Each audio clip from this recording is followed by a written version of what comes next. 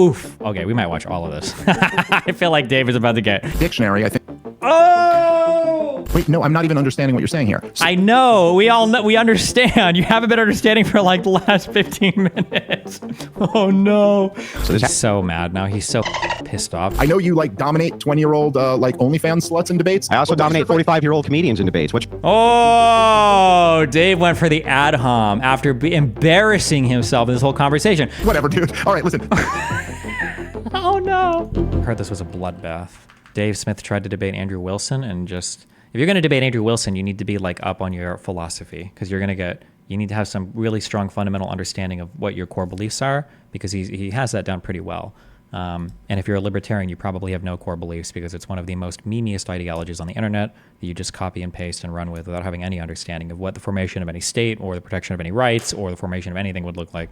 I say that though, but maybe Dave Smith is better than the average person. To be fair, I haven't watched Dave Smith debate libertarianism before. Maybe he does have a better understanding. He does seem to be slightly smarter than the average libertarian dipshit, although I stress the word slightly. There really is no other way to get to morality without a belief in a creator. And since I've... Wait, I'm sorry. I just want to listen to 2 minutes of this. Guys, there are people that write moral philosophy that can try to prove, I mean, Kant is the obvious example here, but I'm sure there are others as well. People can try to prove like moralities or moral statements as having truth values without having to be religious, okay? This is like hundreds of years old. Wait, hold on, I say hundreds. I actually have no idea when Kant started writing. I'm going to guess 1800s. Died 1804. Okay, close enough. Late 1700s. Critique of Pure Reason, okay? 1781. So even before that, okay? Listen, people have written about this, okay? How does Dave Smith agree to debate Andrew Wilson with Rob Noor moderating? No offense to Rob. I like Rob. I'm not trying to shit on Rob at all. But Dave, it's not like Dave only goes on massive platforms, but he's still ducking me? So we got from Daniel Morgan, Dave, what objective standard do you ground moral laws such as the non-aggression principle or anything for that matter in? I know you believe in God, but if that's just general theism, by what standard do you ground any objective morality? I mean, it's a good question. I think that I don't know that me or Andrew had a better answer for that than I always thought before I was a believer in God that it was kind of a... Oh, God. He's on... Wait, I'm sorry. So, I feel like so many people are grifting towards religion right now. It's so cringe. Everybody rediscovering... Didn't Jimmy Dore just recently do this, rediscover God?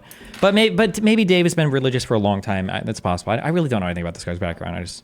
So maybe he's been religious for a long time. Silly argument that theists made when they said you can't have morality without a divine power. And the more since I've found God, I've agreed that, yeah, you probably can't. Like there really is no other way to get to morality without a belief in a creator. Like, why not like qualify this statement? Especially like if you're a libertarian, you should have read some kind of philosophy or something, right? Like that's such a strong statement. We're really going to say that no philosopher. I speak German. I can read German. I've done all this homework and investigation. I'm content to say that there is no objective morality absent the existence of a higher power. Like, really, that's the argument we're going with here. But I mean, listen, fuck ethics, okay? So, and since I've believed in a creator, and I don't think that's not even really the right way to say it. Since I had my first kid, I've just kind of known. Like, since I've been aware that there is a God, it's been just more obvious that most of the things that are just deep rooted in us as inherently wrong or right come from that. And so I don't know. How is that obvious? I don't know if I have much of a better what? Or like moral foundation than to just go that all of us deep in our core know there are certain things that are wrong and certain things that are right. We're going to get you over on the duck side. Like this intuition that he's talking about, moral intuition doesn't even require the existence of a God. There's so many other ways that you can arrive at like moral intuition beyond having like a God. You can even do this from like a biological, I think, prescriptivist that like, you know, just as a byproduct of evolution, there are morals baked into you or things that we think are moral or whatever. Like, you don't need God for any of this. Or at least I'm not aware of that. He's not a libertarian. He wears it as an aesthetic. He literally said his heroes are strategic libertarians. It will be obvious if you watch the first 20 minutes. It's happening. I don't think so, but I do agree with that. I mean, I do think that's the center of all of it. Cal Chopper Outdoors for 1999 says I can't watch 20 minutes of this. I think Dave is not a Christian. He just believes in a God. Okay, so take what I say with a grain of salt because I used to be Catholic. Okay, so maybe I'm just a stickler for formal bodies. All right. When people tell me that they are religious or spiritual or they have a relation with God or a relationship with God, but they don't follow any actual denomination or they're not part of a particular sect, 99% of the time, what that means, for what I hear, is, well, I kind of feel like God answers some difficult to answer questions, and I get like a sense of like safety and security by believing in this particular thing, but I don't let him keep me from doing anything that I really want to do. But I do use him a lot to judge other people that do things I don't want them to do. Every single time I've met somebody that is like non-denominational, or not every single time, but the majority of the time, it usually feels like something like that, where it's like, well, I want all like the cool benefits, like the social benefits, the epistemic benefits. I can just know it's real because of a God, blah, blah, blah. But when it comes to like adherence to any particular religious text or a rule that they wouldn't already want to follow otherwise, it seems to be the case that they never do that. But I don't know. Maybe I'm just an asshole. All right, Dave, whenever you're ready, go ahead. You got up to 7 minutes. Sure. So as I said, I'll make my opening a bit of a response to yours because I'm just meeting you guys tonight and I didn't exactly know what I was in for. But I will say that I know, Andrew, I have seen on Twitter, you in your bio, you refer to yourself as a paleoconservative. And that I would just say, sorry, were you going to say something? Oh, no, sorry. I would just say that I'm very interested in the re-energizing of that term and that there are people who consider themselves paleoconservative. Wait, somebody in Kick Chat said disagree. Usually it means they're afraid of death, so believing in an afterlife is nice, but they don't want to do any religious BS. Isn't that more or less what I just said? In the re-energizing of that term and that there are people who consider themselves paleoconservatives today. I'm a big let's just say I was very influenced and I've read a lot of paleoconservative thinkers, Paul Gottfried, Pat Buchanan, Sam Francis, guys like this. One of the things that I think was great about all of those guys was that they all, the term paleoconservative actually came from hearkening back to the old right, which were a group of anti-statist right-wingers back who were, fighting the New Deal and fighting keeping America out of World War I and out of World War II. Were these people oh God, dude. In conjunction with World War I, we're doing American history as well, okay? We have to, because I'm so tired of the ahistorical. Were they really anti-statist? Or were they just like, for like generally non-interventionalism, or were they for like more limitations on the power of the central government? Are we calling those people anti-statist? Too. I would just say in response to some of the things you said there, the idea of libertarianism and self-ownership does not at all imply that anyone is allowed to do whatever they want to do. And it certainly doesn't imply that you can't say something is horrifically immoral, even if it doesn't violate the principle of self-ownership. Certainly property rights would be a great example of where someone wouldn't be allowed to do whatever they want to do if they were on someone else's property who didn't wish to allow them to do that. I think that a lot of the later stuff we'd probably have to get into in the back and forth and when we're asking each other questions. I think there are lots of examples of degeneracy that you could bring up and ask whether I think we ought to be allowed to do them or not. The question to me isn't so much whether we ought to be allowed to do them. It's how society ought to treat them and what exactly has led us to the point where these awful things are so celebrated. So I'm sure there'll be more time to get into all of these things, but I would just say that I think from what I'm hearing at the beginning here, there's a big misunderstanding of what exactly it is I stand for, and also what kind of the tradition of resisting centralized authoritarian control is really all about. But Oh boy. Is Andrew Wilson going to push him on specific examples and try to get him to justify them, or is he going to go the more philosophical route? Let's go. Good luck. Happy to talk more about this. All right. Opening statements done. It's wild that like Rob, Nor, and Andrew are considered two smaller creators, but I'm pretty sure either of these guys, like with half their brain tied behind their back, would demolish Dave in like a critical conversation. But let's see, who knows? So I'm going to try to stay out of it as much as possible. We'll let you two go back and forth. You only hear from me if the audience can't hear because there's too much talking over each other. Other than that, got about an hour, 15 hour, 20 minutes. You guys go ahead. Dave, can you demonstrate for us how you own yourself? Uh-oh. Well, what exactly do you mean by that? Do you own yourself? Yes. Can you demonstrate that? I mean, we're both demonstrating it right now on this show. Well, you're not. Oof. So he's doing the philosophical route. We're going like very, very, very, very, very fundamental here. These types of like meta areas of exploration are almost completely unexplored unless you've like actually sat down and thought like the idea of like how do you prove that you own yourself? What does ownership even mean? What does yourself mean in this context? Like how do you prove like what is your source of truth? What is your source of physical understanding? What is your source? Like these are questions that just the vast majority of people just never think about. They're very, very hard to answer on the spot. And if you're debating somebody who has thought about them a lot and is a talented interlocutor, both of which apply to Andrew, he is a very good debater and he has thought about these things, or at least he knows the answers and the responses to the level 1 objections. Good luck, Dave. And Dave had no answer. So we're already off on a really bad foot here because Dave couldn't even compute that question. What do you mean, do I own myself? Uh-oh. Yourself? Well, what exactly do you mean by that? Do you own yourself? Yes. Can you demonstrate that? I mean, we're both demonstrating it right now on this show. Well, you're not demonstrating that you own yourself.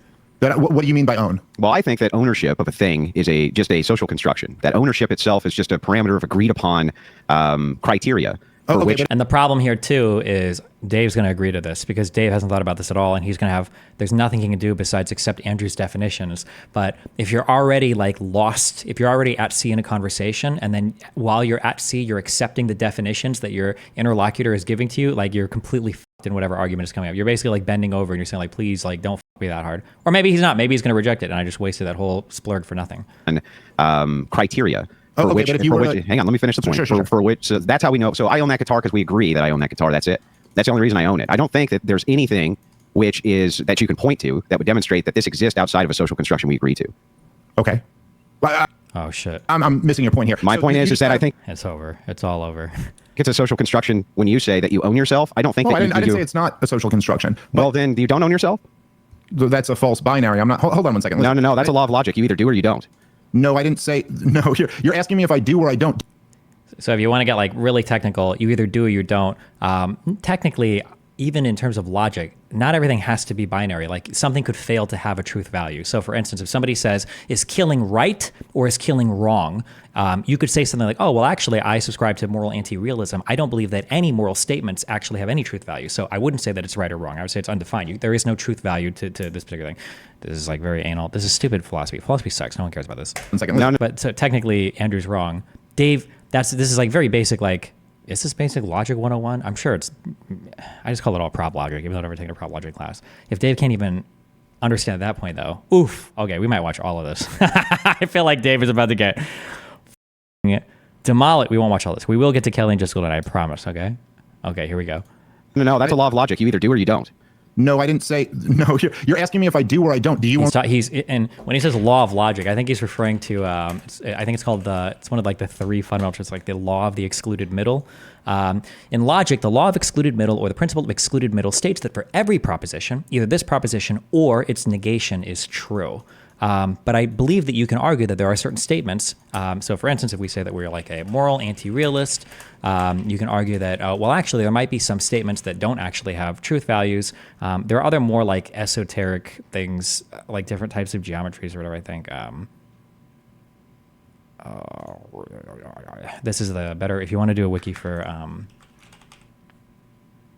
The moral error theorist thinks that although our moral judgments aim at the truth, they systematically fail to secure it. The world simply doesn't contain the relevant stuff to render our moral judgments true. While this says, hold on, maybe I might be, my understanding here might be incorrect. The moral error theorist claims that when we say stealing is morally wrong, we are asserting that the act of stealing instantiates the property of moral wrongness, but in fact there is no such property, or at least nothing in the world instantiates it, and thus the utterance is untrue. This is saying that the statement would be untrue.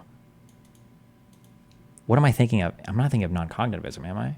Where you say that there is, where there isn't a truth value at all. I believe there are some things where you can't compute the expression, where it's considered like not a, where there is no truth value. I could be wrong on that though, but like I said, philosophy. Error theory is commonly defined as the value that moral judgments are 1, truth evaluable, but 2, always false. But there are various reasons for preferring to render 1 as a claim about speech acts, that moral judgments aim at the truth, they are assertions, and 2, as the broader claim that moral judgments are untrue rather than false. One might, for example, be drawn to error theory because one thinks that there is a sufficient amount of indeterminacy, fragmentation, or confusion surrounding moral concepts that the judgments that employ them, while satisfying the conditions for being beliefs and assertions, do not satisfy the conditions for having truth value. Perhaps, for example, moral concepts are historically derived from a theistic framework within which they made sense, yet removed from that, they are mere remnants that evoke strong intuitions, but upon examination make no sense. If this is so, then it may be argued that the concept of moral wrongness is just so ill-defined that someone who makes the moral judgment stealing is morally wrong fails to put forward a proposition that could be true, but since the speaker and audience are presumably unaware of this fact, the judgment should still count as an assertion. One needs to tread carefully here. The proposal that moral judgments lack basic truth values is traditionally associated with non-cognitivism, but the non-cognitivist thinks that moral judgments lack truth value because they are not assertions at all. The error theorist, by contrast, thinks that moral judgments are typically asserted, but that they fail to be true. Failing to have a truth value is one way of failing to be true. Being false is the other way. Okay, there you go. Sorry, Jesus. Okay. I think a non-cognitivist says that when you're expressing a moral proposition, you're not even doing that. You're not actually making an assertion. You're using language instead to just express a non-cognitive, like a feeling. So I think that usually the example is when you say murder is bad, what you're actually saying is murder boo, I think is the way that it's expressed. But okay, sorry. Like I said, fuck philosophy, okay? Back to this. Own that guitar? That's a law of logic. You either do or you Why don't. is Andrew religious if he understands all of this? I mean, if God knows all incest, because there's like super religious debaters on the internet, and Andrew is one of them. The Darth Dawkins guy is another one, but yourself? That's a false binary. I'm not. Hold on one second. No. That's a law of logic. You either do or you don't. No, I didn't say. No, you're asking me if I do or I don't. Do you own that guitar? Yeah. Okay, but you just said it's a social construct. but he's going to say yes in accordance with the social construct. Ooh, Dave Smith is pulling a Vosh here, where he's unprepared for a debate. Oh boy. Yeah, but I gave you the criteria for the social construct. Sure, would be an agreement of. and I said I own myself. Right, but when you say so, as much as you own that guitar, you this is incorrect. When I say, do you own yourself, and you say, I'm not sure. Law of logic. No. Hang on, let me finish. I said yes. Yeah, the law of excluded middle is going to show this. He brought up. He is referencing the law of the excluded middle, that was the thing that I googled earlier. Yeah, law of excluded middle. I pre-watched it. I pre-watched the whole debate. That's what I was doing. That's why I was late today when I started. I was busy pre-watching this and googling everything in advance. Be yes or no. Do you have self-ownership? Yes or no. I own the guitar because we agree we do. Do you only own yourself because we agree you do? Well, I don't agree that that's what ownership means, but you said yes and I said yes. So it's also pretty sad, in my opinion. Now, as somebody that hates reading, no, I don't hate reading. Not after Vyvanse, okay? As somebody who only started to enjoy reading this year, I feel like Dave Smith, if he was a libertarian or if he's talked about libertarianism, he should know a great deal about this, because the source of our rights, where your rights come from, there's names for these. I don't remember. I don't know them. Or I probably heard them on my point. Like, do your rights come from God? Do your rights come from the state, from the government? I think in the U.S. Constitution, isn't it? Or is it the Declaration of Independence where they say like your rights come from God or something? I don't remember. Fuck. But this is an important understanding, I think, for like theory of government, especially if you're challenging some of your endowed by your creator or some shit, isn't it? The fact that like Dave wouldn't have any foundation here to talk from about like where your rights come from or where anything, it's kind of strange that he hasn't done any reading or doesn't have like a prepared response for any of that. That's pretty strange to me. Own yourself because we agree you do. Well, I don't agree that that's what ownership means, but you said yes and I said yes, so we're both exactly even. And well, then I want to know Then I want to know how you own yourself. Well, look, if you actually look up ownership in like a dictionary, I think. Oh, do not ever listen. Okay, as somebody that is more well read than every one of these retards, except for maybe Andrew. Andrew might know more philosophy than me. It wouldn't surprise me. If you want to cite Wikipedia in a debate or whatever, it's highly questionable to do that. And, maybe you can. It depends on what you're talking about. If you're having a debate that is of technical, there's like a sufficient level of technical or intricate like terminology that's being brought up. As soon as you've like referenced the dictionary, you have utterly lost that conversation. It's time to leave. You can't do dictionary references when you're having a debate on philosophy. Any particular word you're going to use is going to have an understood context that's going to be within a certain framework that is never going to be expressed adequately in a few lines in a dictionary. Especially when you're debating things like, where do your rights come from? And somebody's like, where do my rights come from? Well, Merriam-Webster says that, rights, dictionary. Merriam-Webster says that a moral or legal entitlement to have or obtain something or to act, like, why would you ever reference that? You're so a libertarian. His source of rights is the dictionary. His source of rights is Merriam-Webster. This guy who was a libertarian and follows God worships Merriam-Webster for his negative rights before. He called me a Wikipedia Andy, okay, and he's actually retarded. Then I want to know how you own yourself. Well, look, if you actually look up ownership in like a dictionary, I think the definition that you gave would be a little bit different than that. So because Andrew Wilson is having a substantive conversation involving actual philosophy, and it's just going by a dictionary definition of something. The literal definition is what's being debated here. Like the source of your rights. You can't solve that conversation, that disagreement, with a dictionary entry. Like, oh, you disagree on where morality comes from? Well, let's see what the dictionary says. Oh, well, me. I didn't know that I could just look it up in the dictionary to solve the debate, sir. Do I exercise my control over myself? Do I do so morally? Yes, I think so. And I actually think that in order for us to even have this conversation, we both have, in a sense, agreed to that principle. I don't think we have. It's me versus you. Do Yeah, you how have we do you own agreed? the arguments that you're making so far in this No, conversation? you don't. How do you own an argument? Oh no. Oh, Dave is. Oh my God. Dave is floundering. No, I mean, when I say that, I mean, is it yours? What is that like? Am I the first person to make that argument? Am I in exclusive ownership of the words? Do I have intellectual property rights to this particular? Like, what does that even mean? No, I mean, when I say that, I mean, is it yours? Are the It words came you're out of my saying- mouth, Are sure, the but- words you're saying yours? But how would that make the mine? application that I own that thing? Well, look again. Define own. I think that Yeah. Oh man. the definition of ownership would be a social construct in which you and I, via agreement criteria, He's doing another definition, or he's restating the definition. Like he's already defined this once, but decide that X thing becomes property which is assigned to me. Okay. Yeah. So if by that's that true, by that definition, do you own yourself? I would say by the definition of that social construction, I could say that you own yourself, sure. Oh, okay. But that doesn't mean anything. Let me explain why. Okay. Because if the social oh god, would say that you own yourself, sure. Oh, okay. But that doesn't mean anything. Let me explain why. Okay. Because if the Wait, social, what did we just because do this whole time? let I'm me not explain. getting it. Because if the social construction, what if we change the social construct and we decide that you can own a person, Dave? Right. Okay. And what if we change the social construct and says I? now he's going to say something ridiculous, even though Andrew Wilson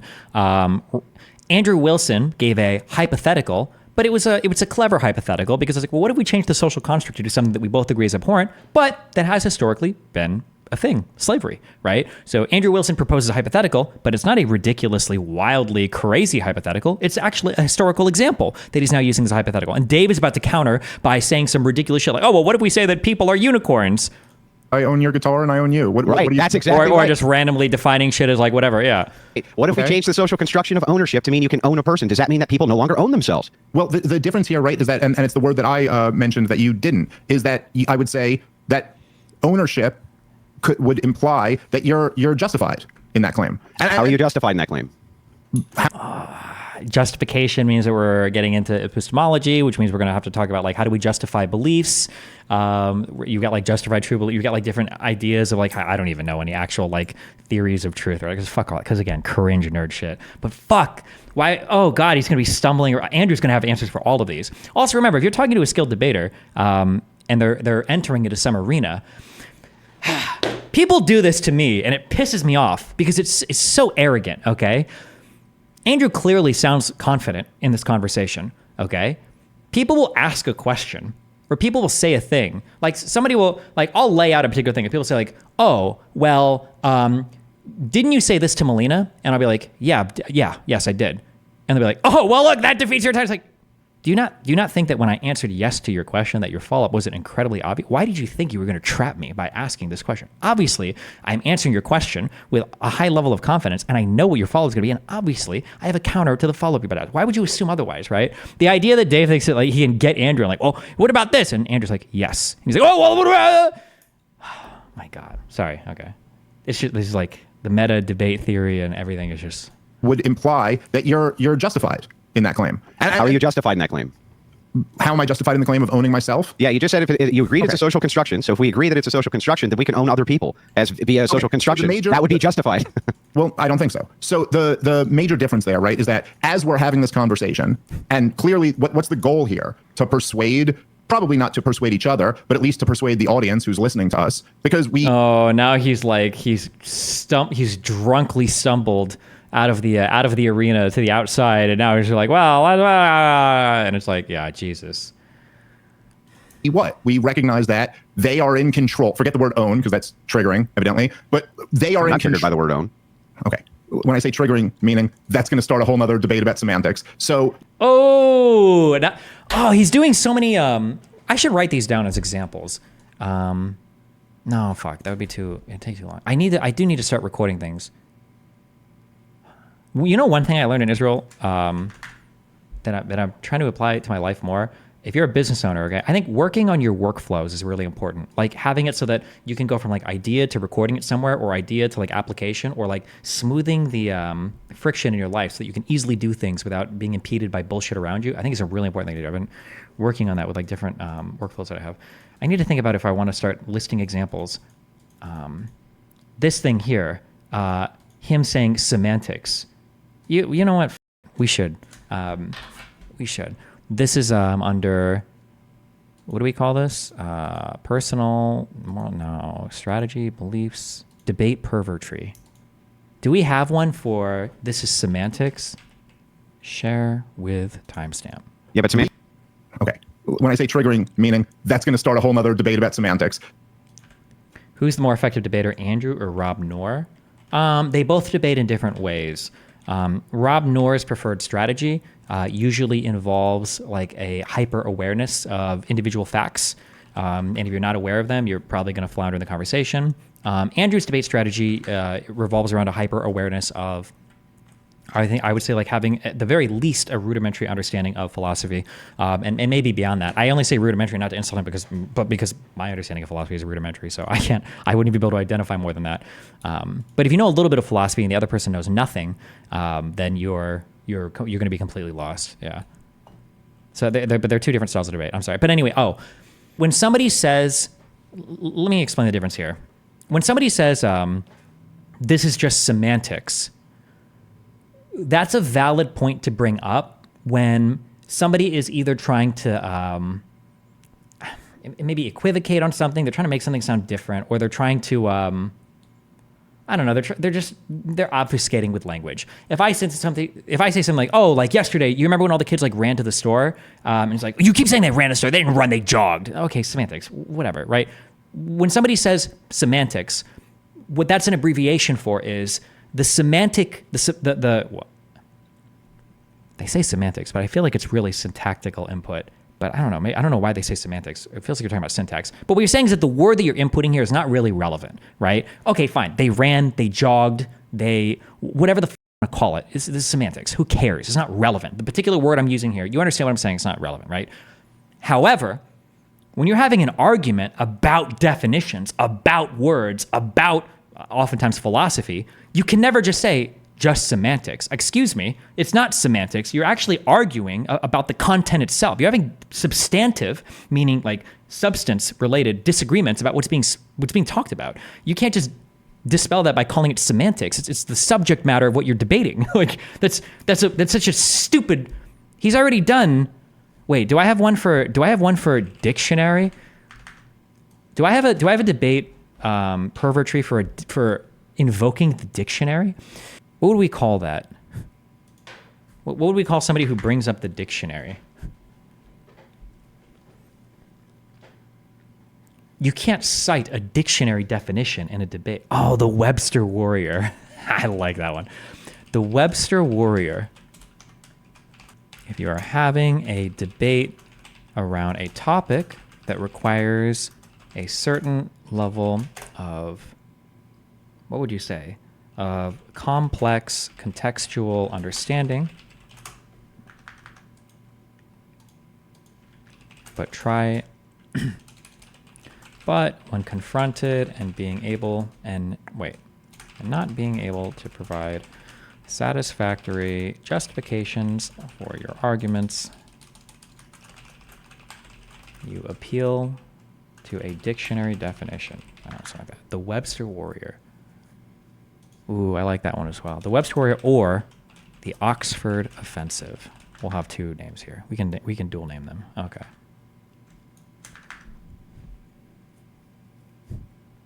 I'm triggered by the word own. Okay. When I say triggering, meaning that's going to start a whole nother debate about semantics. So yeah, but semantics are important in a debate. Okay, well, all right. Let's not do this tactic of like that's what Andrew just said here is true, and he's like laughing, but that's so obviously true. You must be working with similar definitions, and also, by the way, you're not even having a semantic disagreement; you're having a substantive disagreement about semantics. So yeah, but semantics are important in a debate. Okay, well, all right. Let's not do this tactic of interrupting every 2 seconds. So let me just finish my point here. So we are both presuming that the people who are listening to this are in control of their own thoughts, and we could potentially persuade them Well, are we assuming they're in control of their own thoughts? Dave is just like rambling here. Oh God, he's so lost. Toward our cause. And so if we're doing all of this, we kind of are recognizing in some sense that it's more valuable to persuade people than it is to, I don't know, just enforce our will on them. And so in that sense, I would say that, yes, there is some kind of norm that there's a justifiable path where you can persuade people versus force them. Sure. Well, I agree that you can persuade all sorts of people and that can be part of a societal norm and that everybody can agree that that's part of a societal norm. That does not demonstrate that you own yourself. Thus, the key principle for the non-aggression principle, which is self-ownership, that's where the violation comes in. Do people own themselves? Is that a justified position or isn't it? If you're a libertarian, you absolutely... The nap, bros! The nap! He violated the nap! Not the nap! How do you not? Bro, I feel like every edgy internet atheist, all the early libertarian... Where are my Ayn Rand readers? My brave women, my brave men crawling across the train tracks, searching for our egos, searching for our Randian enlightened self-interest. Oh, the guy can't... Oh, no, he can't defend the nap. The nap. What's the nap? By the way, I don't, again, take everything I say with a grain of salt. I didn't do that much libertarian stuff. But there is I feel like when you used to debate like libertarianism online, you'd always bring up the non-aggression principle, which is like, I think one of like the fundamental fucking axioms of libertarian thought.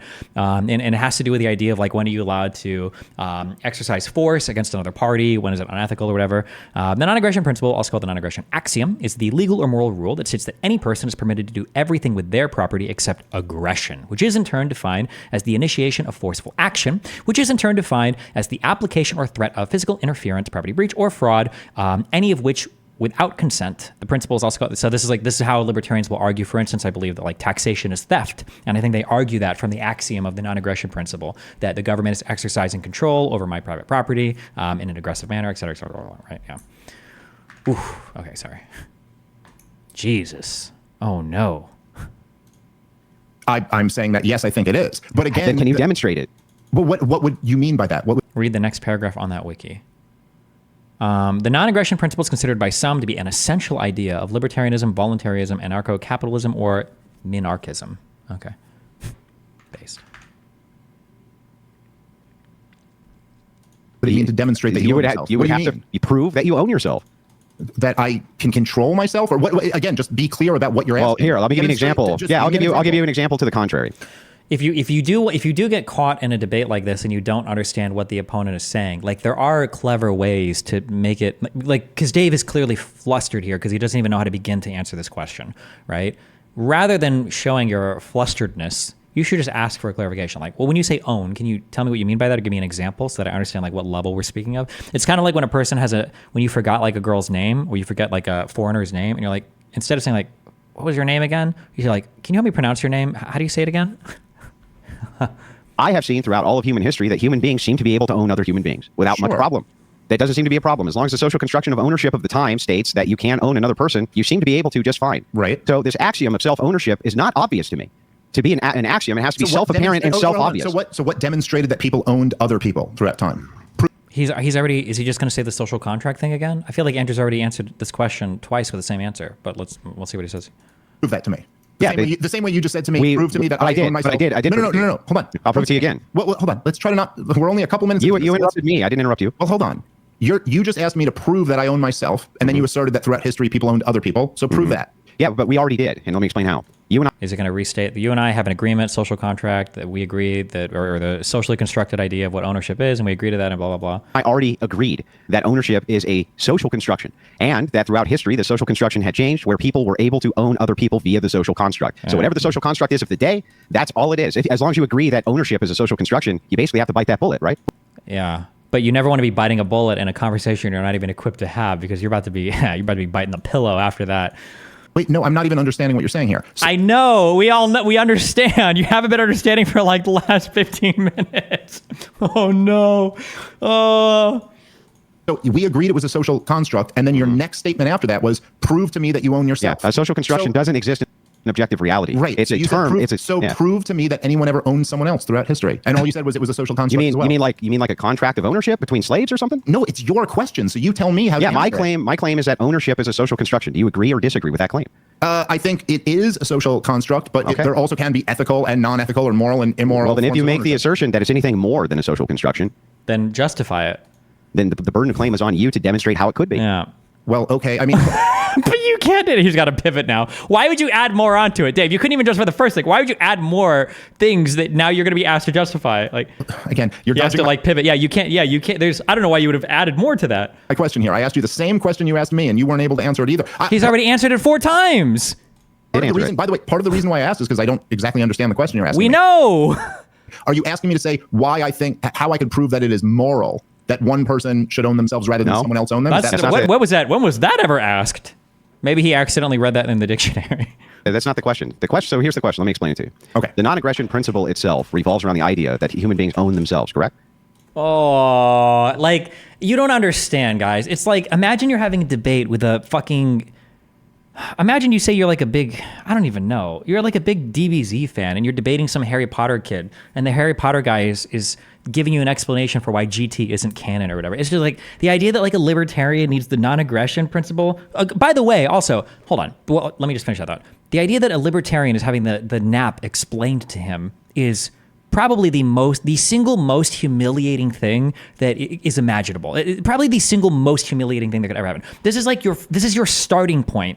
I mean, GT is not canon. Yeah, but you should know that if you're a DBZ fan, right? You should know that, right? This is probably the most humiliating thing way that a debate like this could ever open. Like, if you've read anything about libertarianism, you would have started here. You would have started at this point. This is ground zero. And if you think I'm being harsh against Dave is the one that says he's a debater and he markets himself as an intellectual, and he goes out and he argues in favor of these things, and like, holy shit. Destiny, you know how stupid it is to try to engage in this kind of argumentation when it's so far afield of what you're trying to discuss. I know he's not your favorite, but you're coming off pretty uncharitably. He's the guy that says he's the intellectual libertarian philosopher. Like, he wanted to do this. The debate is going to be the debate title is libertarianism better than Christian populism? If you're going to argue, if you're going to compare and contrast two things, you sure as hell better be familiar with those two things. Or if you don't even understand the foundational justification for libertarianism and you're debating against an entirely different system, I mean, like, how are you possibly going to survive that conversation? Yes. Yes. Okay. So the thing is that you and I idea that human beings, it's not the question. So here's the question. Let me explain it to you. Okay. The non-aggression principle itself revolves around the idea that human beings own themselves, correct? Yes. Yes. Okay. So the thing is that you and I can agree that there's been tons and tons of slavery throughout human history, correct? Mm-hmm. Okay. So those people clearly own these other people. So He's so mad now. He's so pissed off because he realizes that he can't leave. He should just like unplug his internet and say there's a thunderstorm. He realizes he's like so in over his fucking head, and he's like, fuck, how did I go from Joe Rogan and getting glazed by random people to actually trying to debate somebody who actually isn't like a blithering fool? And now he's like, I'm fucked. Destiny, yes, but Andrew's claims are axiomatic too. Why is it cringe for Dave to say ownership as a right is axiomatic? It might not be cringe to say that. He didn't say that, though. He floundered. He just probably doesn't know what axiomatic means. has to be a social construction of agreement is what is ownership. We agree that you own it, therefore you own it. What I'm asking for is some type of justified evidence that that is not the case and that there is some moral ought or some type of demonstration, philosophically or otherwise, that a human being actually owns themselves. Okay. Dave, there's no possible way he can even begin to explore. He probably doesn't even know what a moral ought is or what's even being asked here. There's just no way.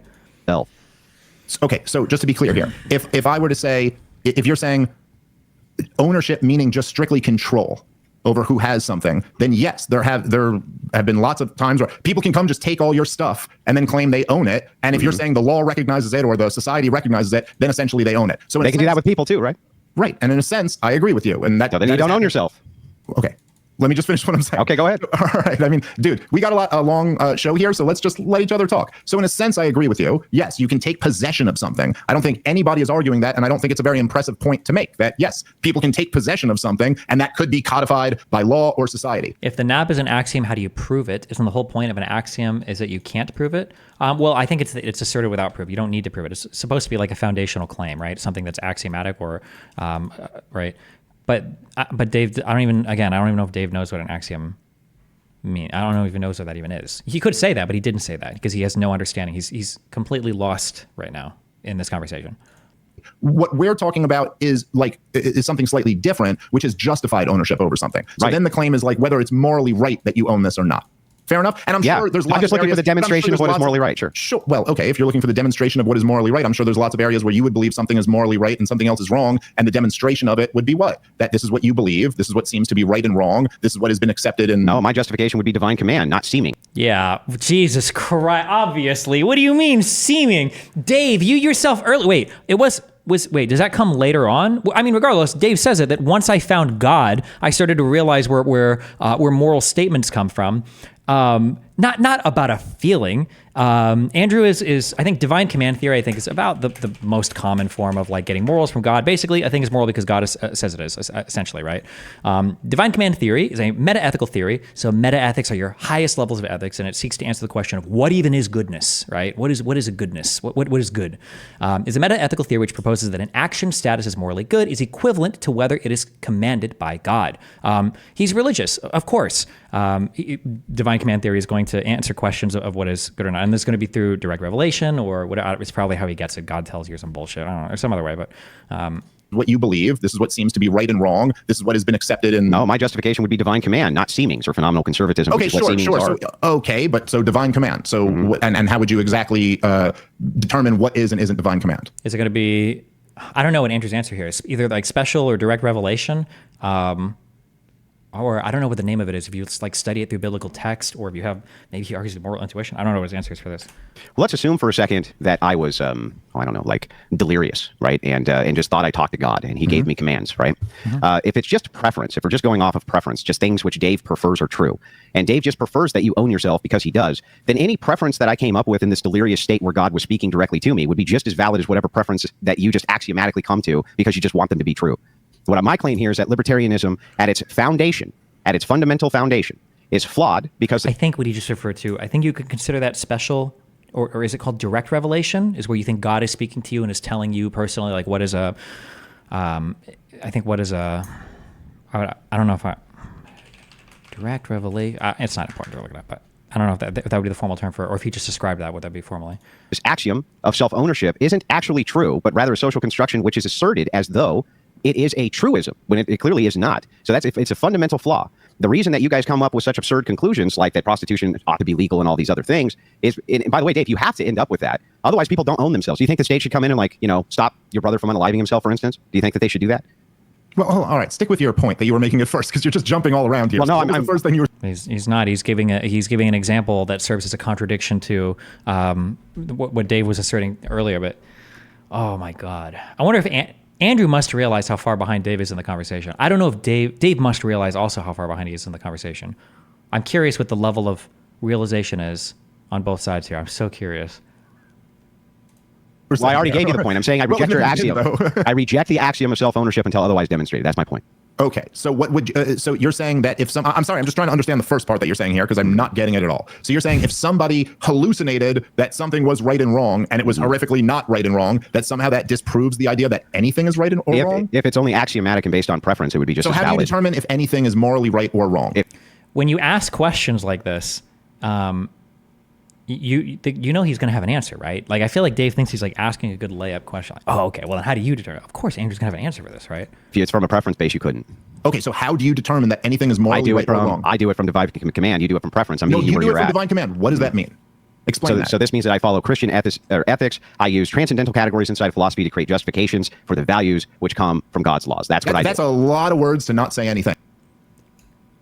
So it sounds like through some sort of biblical scholarship that there are things like he believes in like the 10 Commandments, and that from these 10 Commandments and from your reading of Scripture and from the teachings of, I guess, whatever religious denomination he is a part of, that from there you can derive your moral oughts, whatever ethical principles that you ought to follow that are essentially coming from God, and then they're expressed through, I guess, like Scripture or priestly teachings or whatever else. It's pretty clear what he's saying, and it's pretty.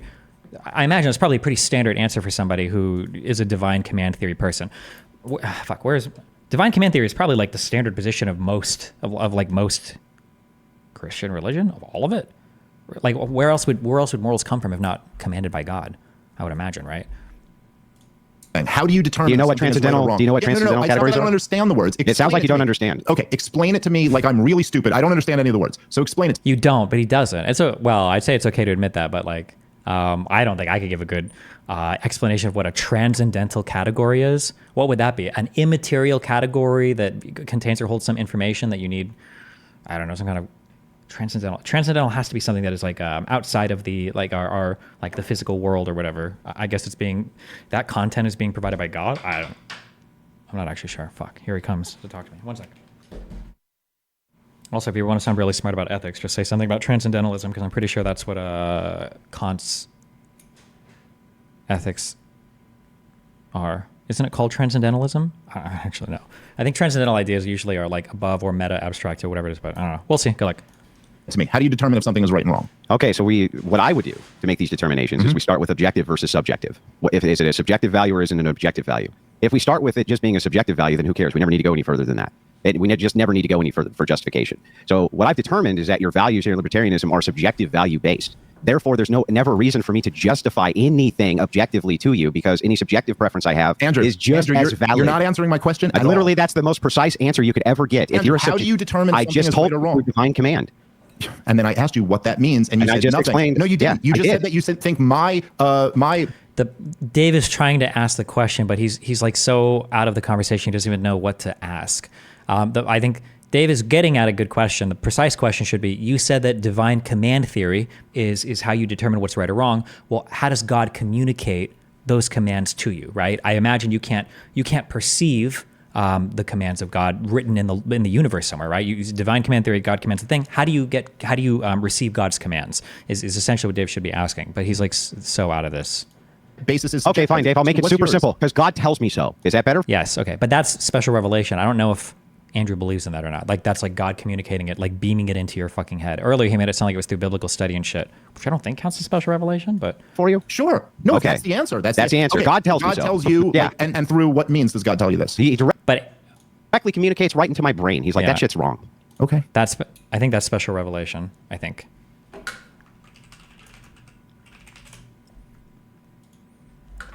Special revelation is a Christian theological term that refers to the belief that knowledge of God and of spiritual matters can be discovered through supernatural means, such as miracles or the scriptures, a disclosure of God's truth through means other than through reason. I think like beamed into your head would be considered a type of special revelation, I think.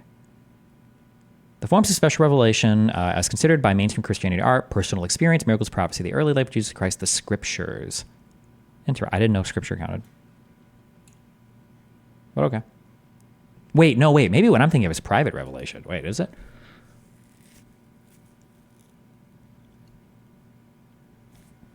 Oh, sorry. Okay.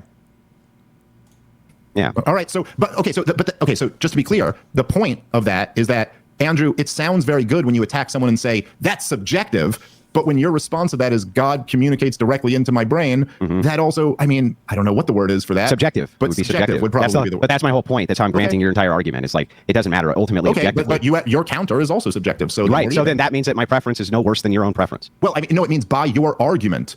Yeah. If I'm using preference-based arguments, or I'm sorry, preference-based morality, and you're using preference-based morality. So it sounds like Andrew's not trying to argue that Christian populism. Now we're getting very, very, very debate right here. So the topic is libertarianism better than Christian populism?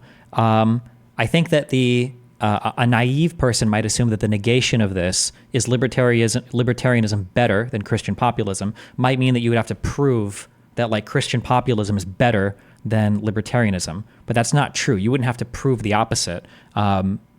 You could demonstrate that both are the same, right? You could say that libertarianism and Christian populism are the same. That technically would be defeating this argument as well, right? It would defeat this assertion, or no? This isn't an assertion. It's a question. I don't have the good words. I don't have the good words. It's called a null hypothesis. So the rejection of the null. Would you say null hypothesis here? Would you use that like in philosophy talk? The rejection of this hypothesis doesn't have to be the opposite here. That Christian populism is better than libertarianism. You could prove that both are equally the same, which it sounds like that's what Andrew's trying to do. He's trying to prove the subjectivity of both, and the onus is on Dave to prove that libertarianism by some measure or metric is objectively better than Christian populism, because it can't be subjectively better, because if it's subjective, who the fuck cares, right? I think. How much of this do you think Rob Noah's following? I'm not sure. Probably not too much. I don't think Rob does much like of this type of philosophy. I believe.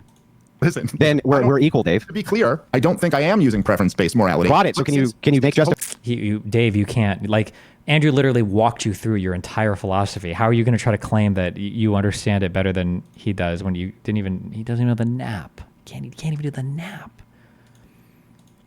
Raccoon, thank you for the $10. Thanks for being cool, Destiny. Thank you. Dave? To be clear, Is that an insult towards Rob?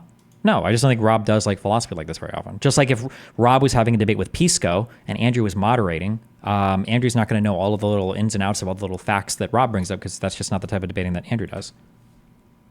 Preference-based arguments, or I'm sorry, preference-based morality, and you're using preference-based morality. Listen, then we're equal, Dave. to be clear, I don't think I am using preference-based morality. Got it. So But can you make hold on, justification then? 1 second. Let me try to finish the sentence here. I don't think I am making subjective-based morality, but you accused me of that, and so my response to you is, so what's your objective base? And your response is, God talks to me directly into my head. Yeah, for the purpose of demonstration. All right. By the Yeah. way, God also talks to me in my head, and so Perfect. all right. Then there you go. But that means Andrew wins the argument because you're trying to argue that libertarianism is better than Christian populism, not the same. Like Dave doesn't understand. He thinks he's getting a big own, but if that's the position you want to hold, then Andrew technically wins the debate. He's rejected the null that libertarianism is better than Christian populism. Fine. Like, Yeah. all right. So if By God your talks, own standard, there you go. You haven't won anything. By your own standard, No, he did win. He won the debate. It's over. What do you mean? we're even. It's not here to win By it. the way, It's here to demonstrate I it, want to Dave. try to let's try if we can, because we're only a few minutes into this. Let's try. This got more contentious than I thought it would in the first few minutes. Let's try to just buy. Because Dave has probably never been. I don't know. Does Dave ever have critical conversations, or is he always invited onto those shows where it's like 4v1 and he's got like other people to kind of like bully the fuck out of whatever person he's talking to that isn't aware of what they're walking into? If we can, because we're only a few minutes into this. Let's try. This got more contentious than I thought it would in the first few minutes. Let's try to just, by the way, because I want to have a good conversation with you, and I've been told by people who I love and trust that you were a guy to have a good conversation Yeah, but you keep with. on evading every question that I have for you.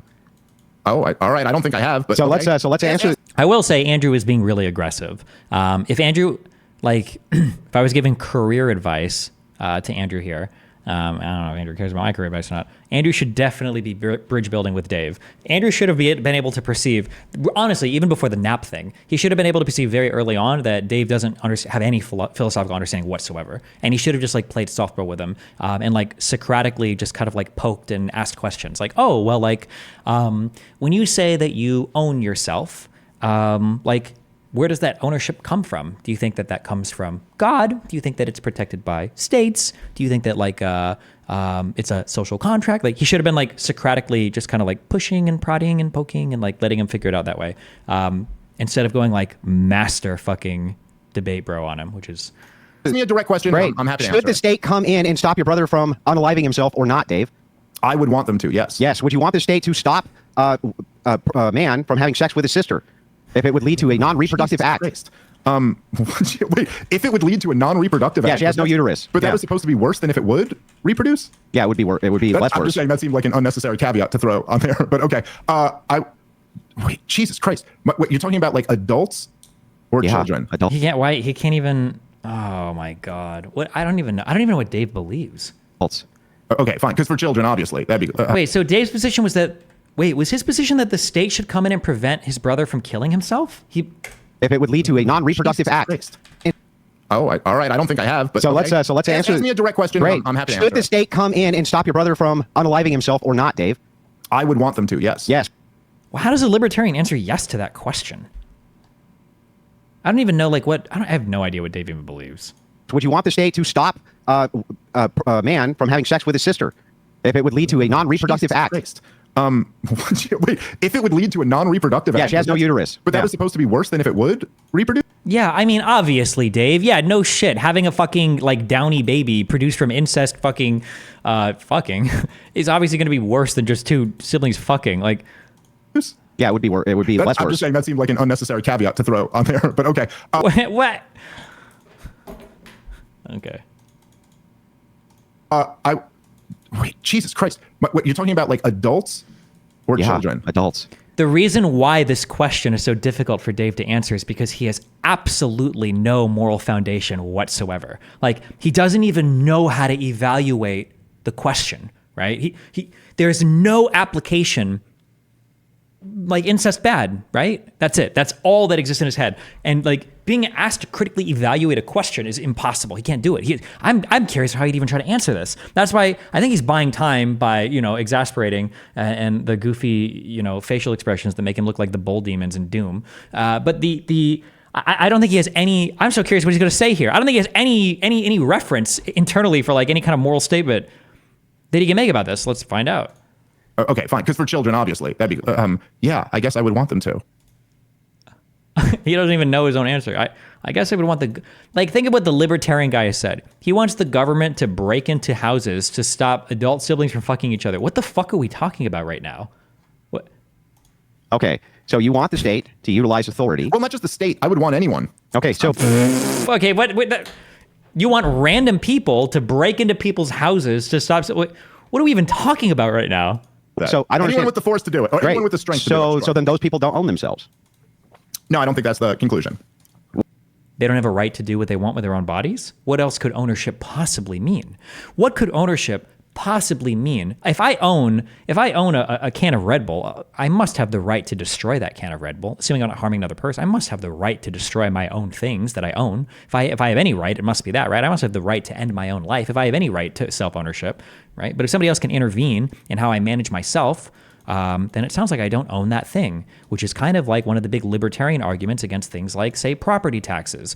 Wow, I own my house, but I still have to pay taxes on the land or the property to the government? That doesn't sound like ownership at all. I don't have exclusive access to this. You can actually take it from me if I don't pay you money for it, even though I own it. That's not ownership. I'm leasing it from the government. That's bullshit. That would be like one libertarian argument against taxes. Although Dave would just concede all of that, I guess. I don't even know. Well, if they own themselves, can you demonstrate what they're doing wrong? Oh, yeah, correct. Yeah, why can't you kill yourself if you own yourself? Sure. Okay. But that's a very silly and very... Oh, no. Themselves, can you demonstrate what they're doing wrong? Oh, sure. Okay. But that's a very... Wait, well, demonstrate it. No, demonstrate it. Demonstrate it. Well, if they own themselves, can you demonstrate what they're doing wrong? Oh, sure. Okay. But that's a very silly and very... Look, this is a very like childish interpretation. Wait. Do we have a debate purgatory for when somebody says like that example or that hypothetical sucks?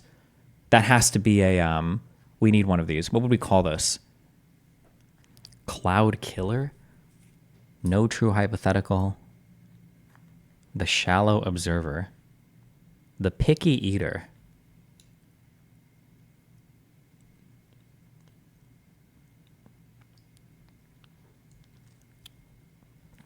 The hypothetical hypochondriac. I like that one. All right, that's what we got. When a person refuses to engage with a hypothetical, not because they've demonstrated that the hypothetical lacks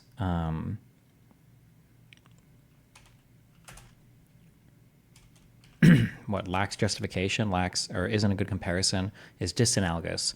Not because they've demonstrated the hypothetical is disanalogous to the current argument, but because the hypothetical is wacky or crazy.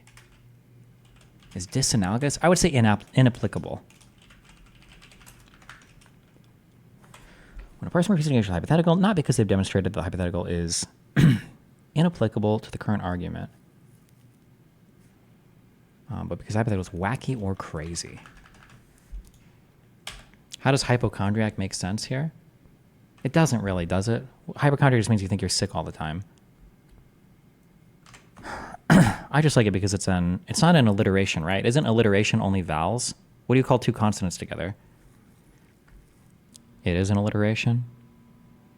Oh, I like that one. Hold on. The analogy allergy. Is this literally an ad hominem on the point instead of the person? I don't know if you can have an ad hominem on a point.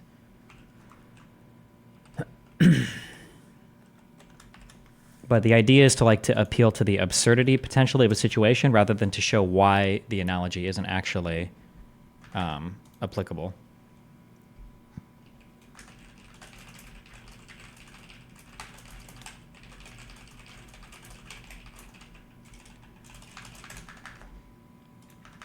Okay, sorry. Silly and very Look, this is a very like a childish interpretation of libertarianism. You're still not answering the question. You're just prattling. No, I didn't. I immediately answered the question, and He didn't answer the question at all, did he? Wait, what was the question posed?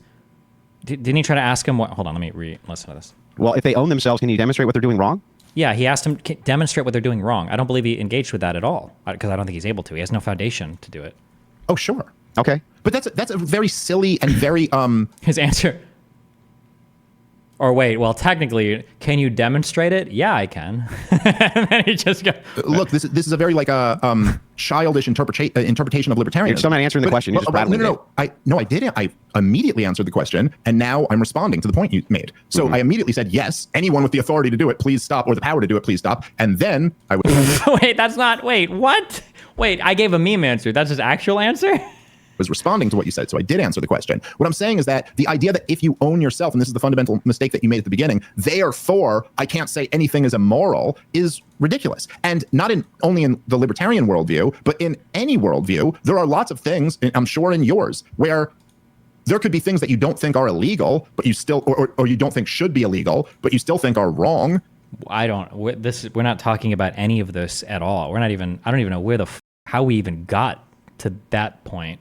We haven't even come close to approaching legal arguments yet. We're on like the level of meta ethics still right now, I think, right? Trying to figure out how we even determine what goodness is, how we even determine what right or wrong is.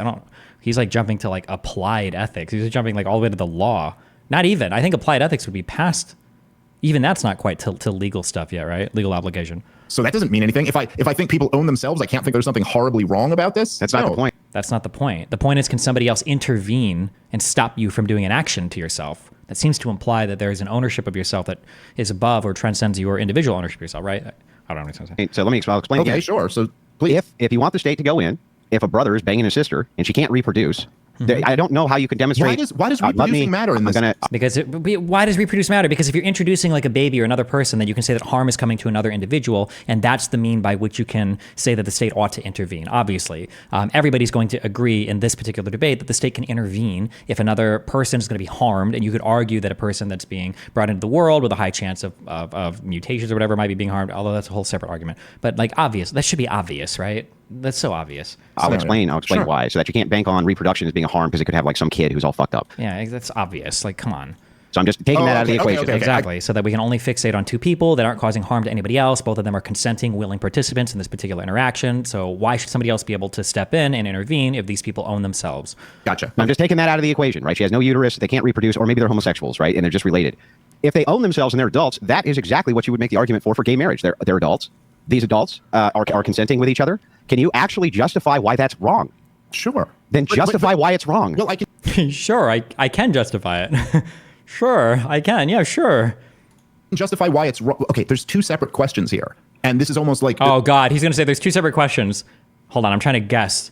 I'm trying to put myself into the mind of a retard. Okay, he's gonna say there's two separate questions here. You're asking me if something is wrong and if something should be illegal. That's my guess for where he's going with this. Let's see. I think what you need to pick apart. So, look, there's two questions. One is, could I justify someone using force to stop them? And then there's, could I justify why it's wrong? Yeah, the force is the illegal, basically. Yeah, this isn't even what we're talking about, though. They're like, I'm trying to think if tautologically, do we always want to stop immoral acts? Is an immoral act something that by definition should be stopped? I guess it depends on if you can do an immoral thing to yourself. I wouldn't know the answer. I'll just spend some time thinking about that. I'm not actually sure. To another person, I think almost definitionally. I think when I say tautology, I mean that like the thing is contained in the definition of itself. So like tautologically, murder is wrong because I think murder is generally defined as the unjustified killing of another human being. So if somebody says murder wrong, you would say, well, tautologically, yeah, wrong by definition. It's in the word murder. You get where those are two different things? Yeah, I'm just asking why it's wrong. Yeah, sure. Yeah, but Andrew isn't asking any questions of illegality or enforcement or somebody. He's just trying to figure out like what your ethical positions are, right? So let's do that. Okay. Do you get why those are two different things, though? You get the point I'm making? Andrew's not asking anything about the former, the first thing you brought up. He's not asking anything about that. Okay. Yeah, sure. So can you answer the question now? Yeah, dude. Listen, man. Do you want to like have a decent back and forth here, or like do you want to not? You're still not answering the question. Andrew is just being so aggressive. Damn, Andrew, you could build a better career if you just chill, okay?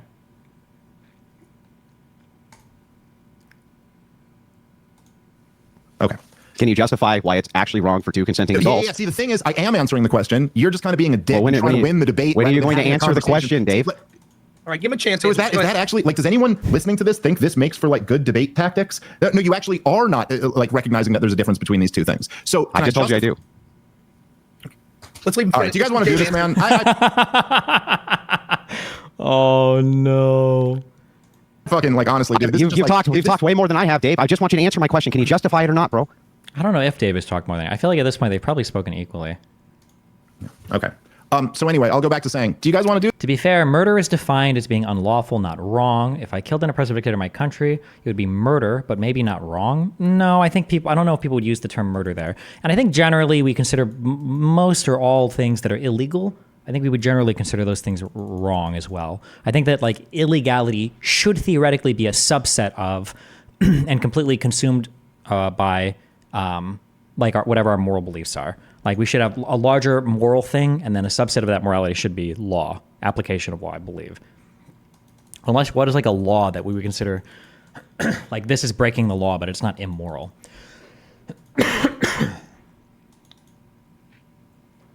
Jaywalking is illegal, but not wrong. No, now you're trying to nibble at the edges for things that aren't that wrong. But we have moral reasons why we think jaywalking is illegal, right? We have an organization for traffic because we believe that when we organize traffic in a particular way, it minimizes the harm and increases the efficiency of a city. So laws relating to like jaywalking or parking or how to drive the car, we're going to say that there's a moral component to these laws, that we ought to be driving in a certain way because it allows others freedom to move and navigate in ways that we're not crashing into each other and causing harm or whatever, right?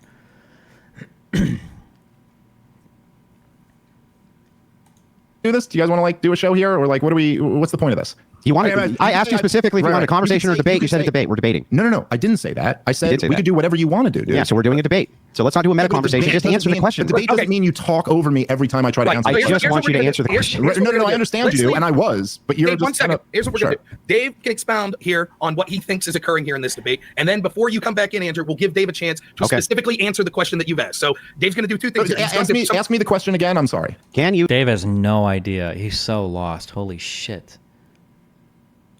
Justify why two consenting adults who are brother and sister having sex is morally wrong? Yes. Then do it. You can't. What is it? What could he possibly say? I'm just trying to think of where Dave's mind. How could I justify brother and sister having sex? Why is that immoral? From what Dave has said so far, it's not one of the 10 Commandments. Is he going to appeal to intuition? It feels gross and wrong, so it should be. I have no idea. I have no idea what you could possibly say here. Okay, because I think it's for the same reason you would think. I think it's against nature. It's evil. Yeah, he's nothing. Oh, God.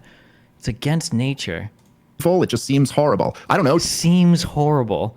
That's not a justification. It seems horrible. It seems horrible. That's your justification? Holy shit.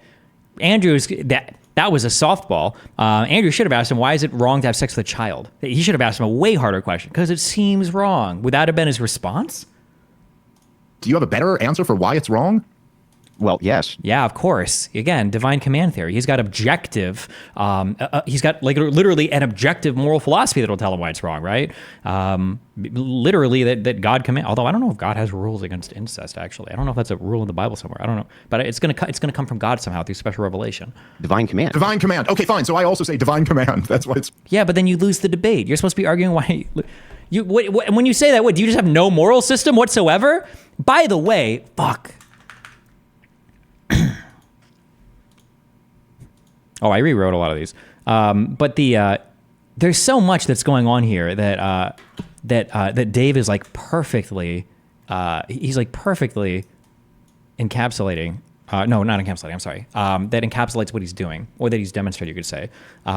This normative confusion with applied positions. So Dave thinks that he has some like consistent or coherent moral system just because he has certain applied positions. So for instance, like, oh, I think that killing people is bad, and that's like my morality. That's not morality. That's an applied position. That comes from morality. But because he's got these applied positions, he's tricked himself into thinking that he is standing on firmer ground than he actually is. But he's not. He has no fucking idea.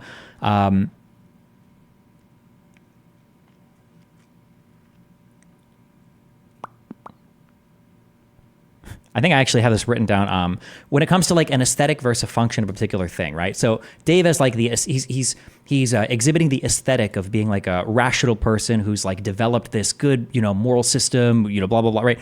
One of the dangers of tricking yourself into thinking you've done a thing instead of actually just presenting yourself as a thing, right? He presents himself as an intellectual, a debater, a guy that can do these things, right? One of the dangers is on the limitations I've got, the problems of adopting an aesthetic of a function, well, the function itself should be obvious in most cases.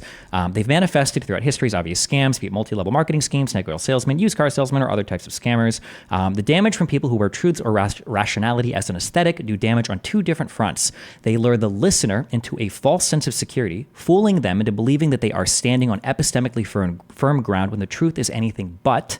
And they occupy space and crowd out other more reasonable voices. But this part right here, fooling you into thinking that you are standing on epistemically firm ground. That's what's happened in this debate, right? Dave thinks that he has some type of like rational, reasonable, logical, intellectual way of viewing the world, and he's actually bullshitted himself into thinking that. But Andrew is giving him, we haven't even started a debate yet, right? Andrew's just like pushing on the fundamentals, and Dave has nothing. But Dave has legitimately bullshitted himself into thinking that he's come to this debate prepared to have some fundamental disagreement on some meta anything position, on some epistemic grounds, on some meta ethical grounds. But he's not. He's totally lost. He's totally at sea. He has no idea what the fuck is going on. He's totally bullshitted himself into thinking that he can have this conversation. No, do you have a better answer for why it's wrong? Well, yes, divine command. Divine command. Okay, fine. So I also say divine command. That's why it's wrong. Well, but then the axiom of self-ownership would be wrong. No, it wouldn't. No, it wouldn't. And if you had listened to me when I was responding the first time, you would understand. Well, here, let me now make my argument back. Yeah, if they don't. Wait, is Dave debating for libertarianism? Aren't you on his side? What would you say in his position? When people ask me for like rights or wrongs, I wouldn't claim to have any objective answer. I would work from a totally subjective place. I'd probably allude to some sort of like intuitionism and say that intuitively, I think that humans are endowed with some, internal senses of right or wrong that the vast majority of us, 99.9% of us, agree on, and that through like social contracts, we essentially dictate through our laws what acceptable behaviors are, and that through social contracts in our culture, we dictate what like socially acceptable behaviors are. So something like that. I don't know if Andrew would push me for a deeper construction, but I have no problem immediately conceding ground that I'm not going to be able to justify it as firmly or as epistemically grounded as a divine command theorist, because he's literally because he believes that morality is real, that there are truth values that can be assigned to these things, and that God is communicating that directly through either scripture or like inside of his head. So he's always going to be standing, or he's going to feel like he's standing on firmer ground than me. Obviously, I would disagree. I would say, well, I think that I would challenge that. I would say, well, how do you know that if two people, for instance, are getting commands from God, but they disagree with each other, how do you resolve that disagreement? Like, who's right there? And I think that you have no way of resolving that, whereas I would appeal to intuitions, and I would say intuitively, like blah, blah, blah, blah, blah. But I don't know. I don't know where me and Andrew's argument go. Andrew knows more philosophy than me, though, so it's possible he could just win that just because he might understand the arguments that I would make better than me. I'm not sure. I don't know if I've heard him navigate those spaces as much. But, yeah. Don't own themselves, right? Or they do own themselves, rather. And they're two consenting adults, just like two homosexuals consenting adults. Why is it actually wrong for them to do that? You say because it seems like it's against nature, which is the natural fallacy. Couldn't I just apply that to homosexuals as well and say, well, it seems like it's against nature? Yeah, sure. Maybe you could. And do you think... I don't know why Dave is even having this conversation. I feel like that's never a satisfying answer. Is there any way to make that sound better? No. If you had a satisfying answer, you'd be a moral realist. You'd have some fucking objective way of deciphering moral truth or perceiving moral truth. I don't think there is one. So it's always going to be unsatisfying, in my opinion. But also, fuck that. Again, meta ethics is boring. Fuck that. So your moral oughts are based around just things that gross you out? No, divine intervention, bro. Divine command? Yeah, there you go. So if it's divine command, then you're going to abandon libertarianism and you're going to come over to Christian ethics, right? No. But how can you say that divine command theory is going to be your meta-ethical foundation? You'd have to completely ditch the NAP, non-aggression principle, or any of this bullshit. And now you're at Christian populism. How the fuck can you possibly argue for libertarianism if your meta-ethical foundation is divine command theory? Like, you could defeat this by literally saying, oh, divine command theory, so what if God commanded that that libertarianism is gay? This is stupid. Sorry. You made your justification based on divine command. So, okay, listen, it's clear that Great point, dude. You're right. Wait, did he just say that? Sorry, fuck, I was reading chat. Going to come over to Christian ethics, right? No. I thought you made your justification based on divine command. Oh no, sorry. So okay, listen, it's clear that Great point, dude. Or I mean, kind of. Yeah, I mean, yeah. No, actually, it kind of is in less words, but yeah. You're right. You have divine command, and you're asking me why it's wrong for a brother to fuck a sister. Listen, dude. I know, like, I don't know. This should be the debate you show people when they say debate doesn't change people's minds. True, but also, like, again, Dave is not prepared for this conversation at all. So. Anything about you. I don't know why Jacob thought this was going to be a good idea. I know you like dominate 20-year-old like OnlyFans sluts in debates. I also dominate 45-year-old comedians in debates. Which Oh, Dave went for the ad hom after embarrassing himself in this whole conversation. Dave, who do you dominate in debates? Who are your major debate opponents? Come on. How are you going to go in on Andrew here when you just got trounced? Like, what are your major debate accomplishments? Like, you debated Cuomo on PBD? Come on, dude. I know you like dominate 20-year-old like OnlyFans sluts in debates. Like, if that's all Andrew practices on, why were those good enough warm-ups to take you out, right? Are you beneath the 20-year-old OnlyFans sluts? Are you like a 25-year-old OnlyFans slut? Like, how? Like, why are you losing to him if that's his debate prep? dominate 45-year-old comedians in debates. What's your point? 41, motherfucker. And listen, and no, you're really not, though. You're asking questions about why it's wrong for a brother to fuck a sister. Oh, okay. I don't know, because I think it's wrong and yes, awful. And also, do I think that the government, if we're talking about adults, is it being outlawed going to be a great way to regulate that? Probably not. What are you even talking about? What are we even talking about here? We haven't even gotten to laws yet. We're not even at laws yet. What even is your like vision? I mean, this is like the dumbest fucking question to get into like what the role of government ought to be. Yes, we're not even in. You can't get to. We are so far away from government, Dave. Right? We're still on meta ethics. Right? Then, depending on how fucking strict you want to be, we've got to go through our normative ethical theories, our consequentialists, our deontology. We got to go through all this. Then we've got to hit like our how should we apply our ethical theories to the world? Like, and then after we've done all of this ethical work, then we can start to talk about, well, what is the ideal construction of government that would adhere the closest to our applied, our normative ethical positions? Like, there's no way, the fact that you would try to argue for one system of governance over the other, like even our founders,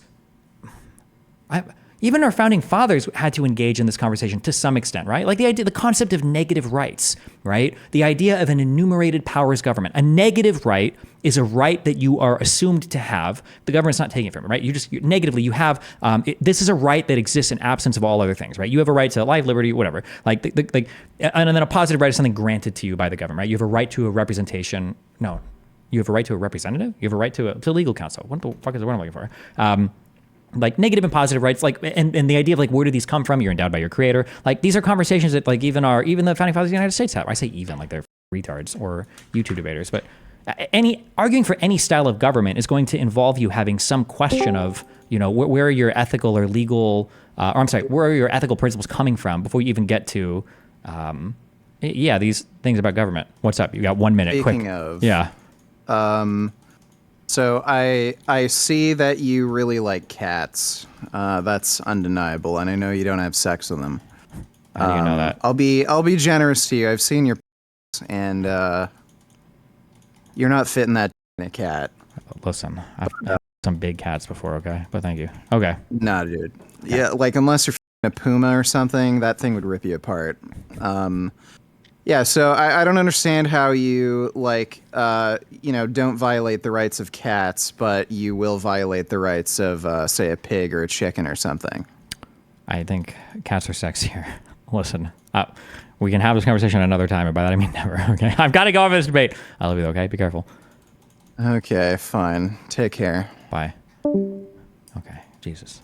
Right. If the FBI is breaking in and stopping 25-year-old and 28-year-old brothers and sisters from having sex with each other, that's okay. But they do that. Just so you know, they do that right now. Are you opposed to it? They actually arrest people for doing this, and they drag them off to jail, and they put them in jail for doing that. I'm not nearly as aware of this as you are, Andrew, but I'm not going to fight against that law. Yeah, but here's the thing then. What I don't understand is that if the argument for self-ownership... Like, if you agree with that law, you've totally violated the NAP, and you've totally ceded any possible ground that you could argue for libertarianism with. What the fuck is Dave even... Does he even realize that he's just, like, tossing libertarianism in the trash? Like, what are you even arguing for at this point? Is that consenting adults can do whatever it is they want to do. Because they're consenting adults are not hurting anybody else. This would be a violation of the non-aggression principle. Why couldn't... Yeah, you're violating the NAP. The NAP. Wet Shadow, thanks for the 5 gifted subs. a brother and a sister engage in this in Dave's libertarian land? Why couldn't they? Why shouldn't they be able to, honestly? Sure. Well, why shouldn't they do it is for moral reasons. I suppose you could make an argument. Why are you supposing? Make the argument. Just make it. Don't suppose. And yes, morality is what he's talking about. If people really do have freedom, then a grown, grown adults who are related should not be bound by law and should not have a cop bash him over the head with a baton for having sex with a cousin or something. Okay, but you're taking this to this weird extreme example where that happens now. Sure. Okay. Anyway, so weird extreme example. It's not disanalogous. It's a perfect analogy. It's a perfect hypothetical. It demonstrates perfectly. Well, here's the thing. Intuitively, it feels yucky, but do you think it should be enforced? I mean, he's saying enforced by the state, which presupposes that it's morally wrong, essentially. But he's really trying to get at is it morally wrong? And should there be you're taking this to a weird extreme example where let's take it to the other extreme. Oh, now Dave thinks he's about to stump Andrew. Well, let's take it. Andrew's like, oh, okay, yeah, let's do it. Like Dave is about to say something that Andrew's never considered before. Dave's like, okay, well, I'm going to cook one up for you. Okay, boy, all right, let's go. Okay, here we go. Dave's killer counter hypothetical that Andrew will never be able to contend with. Let's go. Let's see it. Here we go. Weird extreme example where, let's take it to the other extreme and say, do you believe that He's going to have an answer to this instantly, okay? He's going to answer it instantly. And then Dave is going to I wonder if he's going to give a one-word answer. And then Dave is going to sit there and chuckle awkwardly to himself. Extreme example where, let's take it to the other extreme and say, do you believe that the government should rush into your house anytime you're doing anything where they determine that that's degenerate or not moral or productive? You're smoking a cigarette right now. Is that enough of a reason for someone to come get you? Would there be any realm where you would say, maybe the government shouldn't be regulating every inch of what I determine from divine, whatever that... Oh, it's too long of a question. You can't give a one-word answer. ...is moral or immoral. Yeah, so actually this makes my point for me. This is great. So the reason that I just go ahead and concede a lot of these points because there's no real reason to fight them. For instance, if you agree with me that the only justification that you can have is that, because God told you it's gross, and so therefore you ought to not do it, then this would mean that you agree with me in divine command and should be a Christian ethicist. That's why that's done. That's why I just make it super easy for you to go ahead and agree. And you did. You agreed. Absent. So I'm just going to ask this straight out. Okay, and no, I don't believe in that sort of government overreach, and I can give you my systems and reasons for why that is too under Christian ethics, where we both take into account consequence, but also take into account duty. So I'm going to ask this: absent any kind of divine command, God didn't tell you anything. Would you say that it's not moral, and can you justify why it's not moral for a brother to hump his sister? He has to have an answer here, or he auto loses the argument, right? Absent divine command theory, because if you follow divine command theory, then you necessarily become a Christian populist. Or, unless he wants to say, well, I believe in divine command theory, but I can actually justify libertarianism from that perspective. There's no shot he can do that, right? So you're basically either buying into this foundation, this moral foundation, this meta-ethical theory of divine command theory, or you're going to give your own meta-ethical understanding, which Dave clearly doesn't have. This is always my biggest fucking nightmare, that I'm talking to my friends about Israel, Palestine, or I'm Titan. I'm oh yeah, guys, I can teach you about this thing. And then I end up in another debate with somebody, and then I'm oh fuck, I shouldn't have been talking to anybody about this ever. I'm getting fucking humiliated. Holy shit. Could you do that absent divine command? Honest question, Dave. This is super important. Sure. So I would say... it feels icky. It's kind of gross, and I don't think it's... Say this, right? I grew up an atheist. Well, I mean, I'm Jewish, but I grew up not a religious person. It was just... What? What does that have to do? Is he Jewish? Is he actually? Why would you answer that way? What? Atheist. Well, I mean, I'm Jewish, but I grew up not a religious person. It was just kind of what I was born into, and I was pretty much an atheist for most of my life. And then I had some experiences as I became a young adult that made me think about God and kind of get in touch with him. And then it was really when I had my first child that I really found God. So I would agree with you that, yes, there is something from God that instructs me as to what is right and wrong in this world. Okay. So then so our meta ethics are starting at divine command theory. Are you going to try to build out libertarianism from there then? Man, because now you're fighting on ground that Andrew has spent his whole debater life on. Holy shit. Sure. However, before I ever believed in God, there was just a deep feeling inside of me that would have been very... Oh, no, he went with the icky. No, he did answer with the icky. Wrong, and I do believe that was always from God. So okay. I don't So know then absent God. what that proves. So then Absent God, you have nothing. It God. proves nothing in this argument. Yeah, no, That's what I it feel. does though, and I'm going to explain how. Go ahead. Because you're saying that absent God is just your preferences. Yeah. It's just how you feel. No, that's what makes not what's what I moral said. or not No, moral. but What would see, make that's it immoral? See, Absent that's God. not- See, here's the thing, dude. Andrew, I think you're doing a thing here that a lot of like internet blood sport debaters. Oh, he's about to do a thing. Hold on. He's about to do a thing. Hold on. There's another one. Debate pervertry. Where is it? He's going to do the clown mirror. He's already kind of done the clown mirror. Where is it? The clown mirror. Your opponent never seeming to be able to summarize your position ever. You constantly having to criticize or refuse to accept any other characterization of your position. Every single time Andrew tries to say, like, this is what you're believing, this is what you're saying, Dave is always like, no, that's not it. No, you're not summarizing it. No, you're doing a debate. No, this is strategy, blah, blah, blah. Every single time. God. See, here's the thing, dude. Andrew, How you feel? no. That's- That's what he's about to do this. I already know he's about to do this.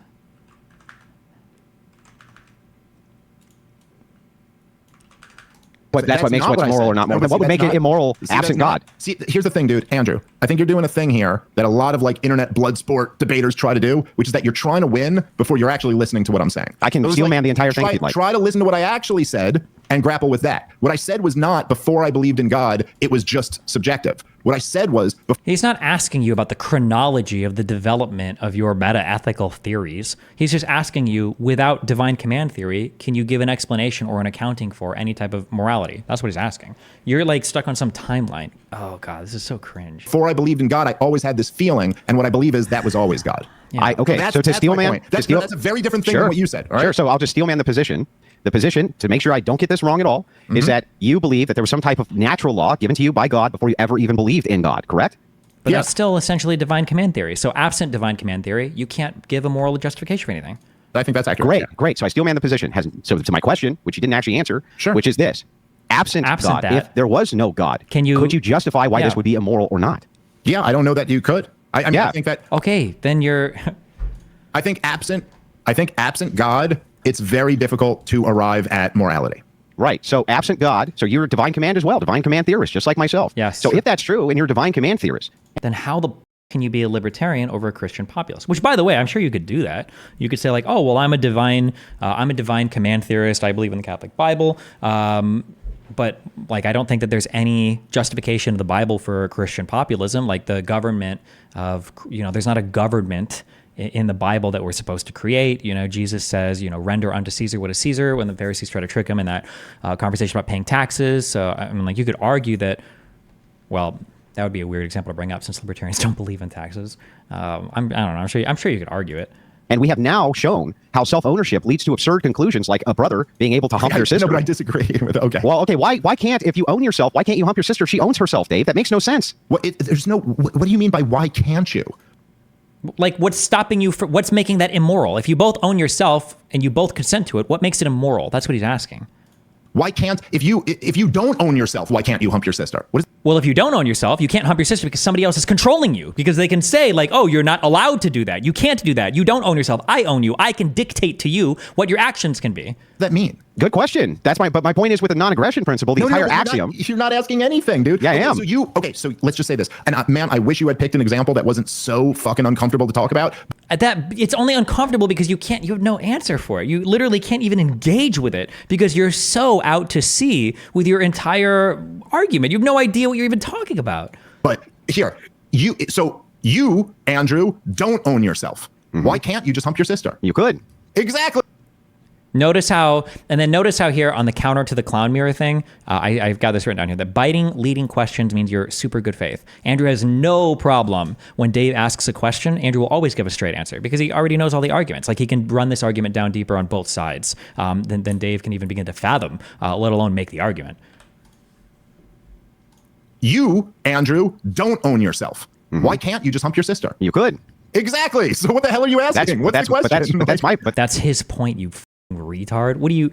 That's his point. If you did own yourself, you could do these things. Dave, you were the one that was supposed to be arguing for this. But that goes to my point. I think that if you actually have self-ownership as something more than an axiom, meaning it's justified somehow that you actually do own yourself, it's not just a social construction, then you wouldn't be able to hump your sister if you did not own yourself, right? What do you mean wouldn't be able to? But if you do own yourself, you can still hump your sister. The point being, Andrew, do you own yourself? Do you own yourself? as a religious person, my guess would be that his body or everything is in self-ownership. It would have to be like owned by God. That sounds like a weird way to say it, but like you owe yourself to God at the very least. I don't know if he would say yes to this. I feel like he'd say no, but we'll see what he says. Own yourself. Under the current paradigm of the social construction, we would say yes. Okay, but hold on, Dave. He didn't say that he believed that. He was just arguing within this framework, right? so if you didn't, you wouldn't be able to hump yourself. I don't get. No, you the still point. could, but that is the point. So that's it. So you still could. So what are you saying? So let me try again. Just listen to what I'm saying, like I just did here. In fact, maybe you can steel man this for me. Okay, maybe like I just did for you. Let me listen and I'll see if I can. So my point is that self-ownership is why you should not be allowed to aggress against another person because they own themselves. Correct? Okay. Is that correct? Isn't that? Dave won't even say that's correct. I know exactly where he's at right now. This is a Vosh. Vosh does this sometimes. Everybody does this. Except for me, I never do this because I feel like it's so transparent. Dave doesn't want to say correct or he agrees because he's trying to leave room to wiggle away from this if he agrees and bites the bullet here, and then the next thing is inescapable because Dave can't see what the argument's going to be. All of this is uncharted territory for him. So he can't agree when Andrew lays out a proposition. He's got to say, okay, because he's got to wait for the next thing to say, oh, yeah, no, I disagree with the last thing. You. Yeah. It's another person because they own themselves. Correct? Okay. Is that correct? Isn't that the basis of the NAP? You own you, I own me. That's why we cannot aggress against each other, correct? Sure. Okay, got it. And yet here we're both talking about using state authority to aggress against people who own themselves, who aren't actually doing anything you can justify as being wrong outside of Christian ethics. Yep. And so the thing is that seems to dispel the NAP. Now, can you steel man that back to me? Okay, I know. so you're saying that if we own ourselves and everybody and an act of aggression would be violating someone else's self-ownership, then it wouldn't be an act of aggression to kill yourself, incest amongst adults, things like that. Right. Okay. So if that's true, and the only moral oughts that we have for why you shouldn't do this is through Christianity.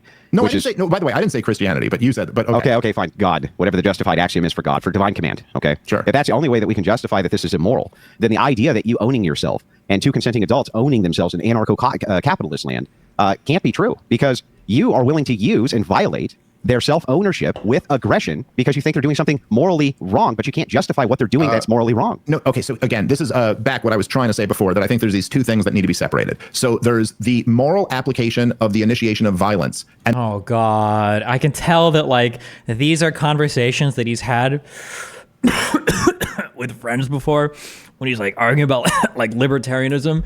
Like, bro, like, hold on, let me roll Dan clip 47, Dave clip 47 about how law and morality are totally different, man. And I believe that like law, should allow people to do things to other, like, it's like this is like the one conversation he's had before, but he's not even like he can't even. Andrew can do all of this conversation better than he can. Oh my God, it's so fucking cringe.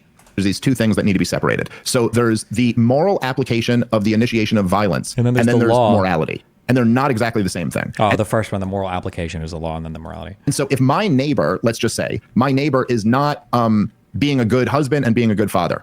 Okay, so like let's say he's just very cold with his children and doesn't pay the bills on time and doesn't work and is lazy and does all types of things that I judge to be morally wrong. Like I think he should be a better father and a better husband.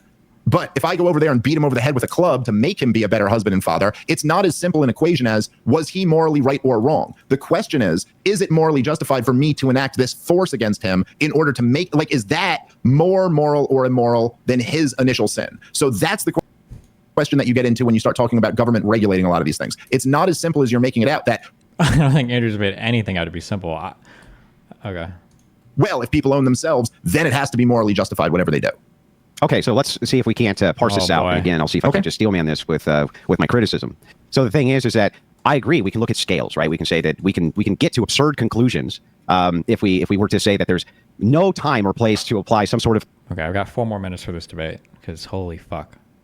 Like aggression towards somebody, right? Otherwise, you would aggress on them for anything that you consider some kind of moral failure. And obviously, that's not what either of us are after. Sure. What I'm saying is that if we take it to its logical conclusion, libertarianism, which is what I said in my opening, as a consequence of itself, has to actually lead to degeneracy. And the reason is because of the idea here is that I own me and you own you. And if we consent to the two things we do together and it hurts nobody else, therefore not violating the non-aggression principle, which is the foundation for which this thing revolves, then how can you make ever a claim against homosexuals getting married or against incest or against any of these things? How can you possibly make that claim? That's the ultimate question. Okay, so a couple things here. I don't think that's the ultimate question, and I do think that I could make the claim against that in the same way that you could. And I think we already established this, right? That we can both make the claim for the exact same reasons because we believe in God and we believe in morality and we believe that this is immoral. So we both have the exact same ability to make the claim. But if we're talking about what your more, I think, broader point that you made there, that libertarianism leads to immorality, I think is completely wrong. And I think this is like kind of the most important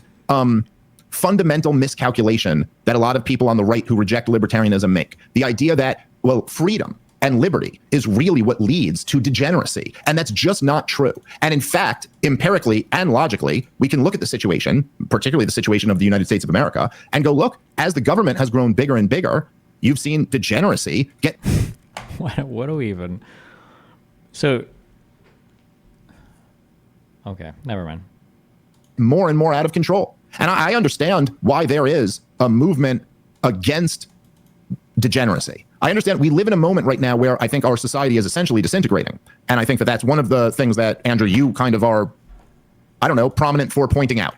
The disintegration of values and norms all throughout. But the reason society. I believe that those values and norms are being eroded is because of libertarians and social leftist elites who often will move towards this principle of non-aggression. They just do it in two different ways. The way one, which libertarian does it, is by saying, if I'm not violating you and your non-aggression principle in some way, then you really have no claim to tell me to do anything, and everything is affirmed through private property. Whereas Andrew would make the claim, I think, that a state can intervene or some sort of body can intervene, an individual or a state entity can intervene to stop degeneracy. I believe Andrew would make that claim. I don't know if he does it in this debate or not. The leftist just affirms it the opposite direction, says there's no such thing as private property, but they apply the same principle of, if I'm not hurting anybody, then what's the problem? And so as we dive into what is the non-aggression principle, the non-aggression principle is the principle that if you are not aggressing against somebody else and you own yourself, they cannot aggress against you. So via consent, you cannot utilize the state, Dave, to have them go and break up an incest family who is all consenting with each other and having orgies nightly. You can't do it. I understand that's your perspective on this, but that has nothing to do with what I'm getting into. So actually what the non-aggression principle implies is that at best, government ought to be severely restricted, and at worst, the government ought to not exist at all. Now,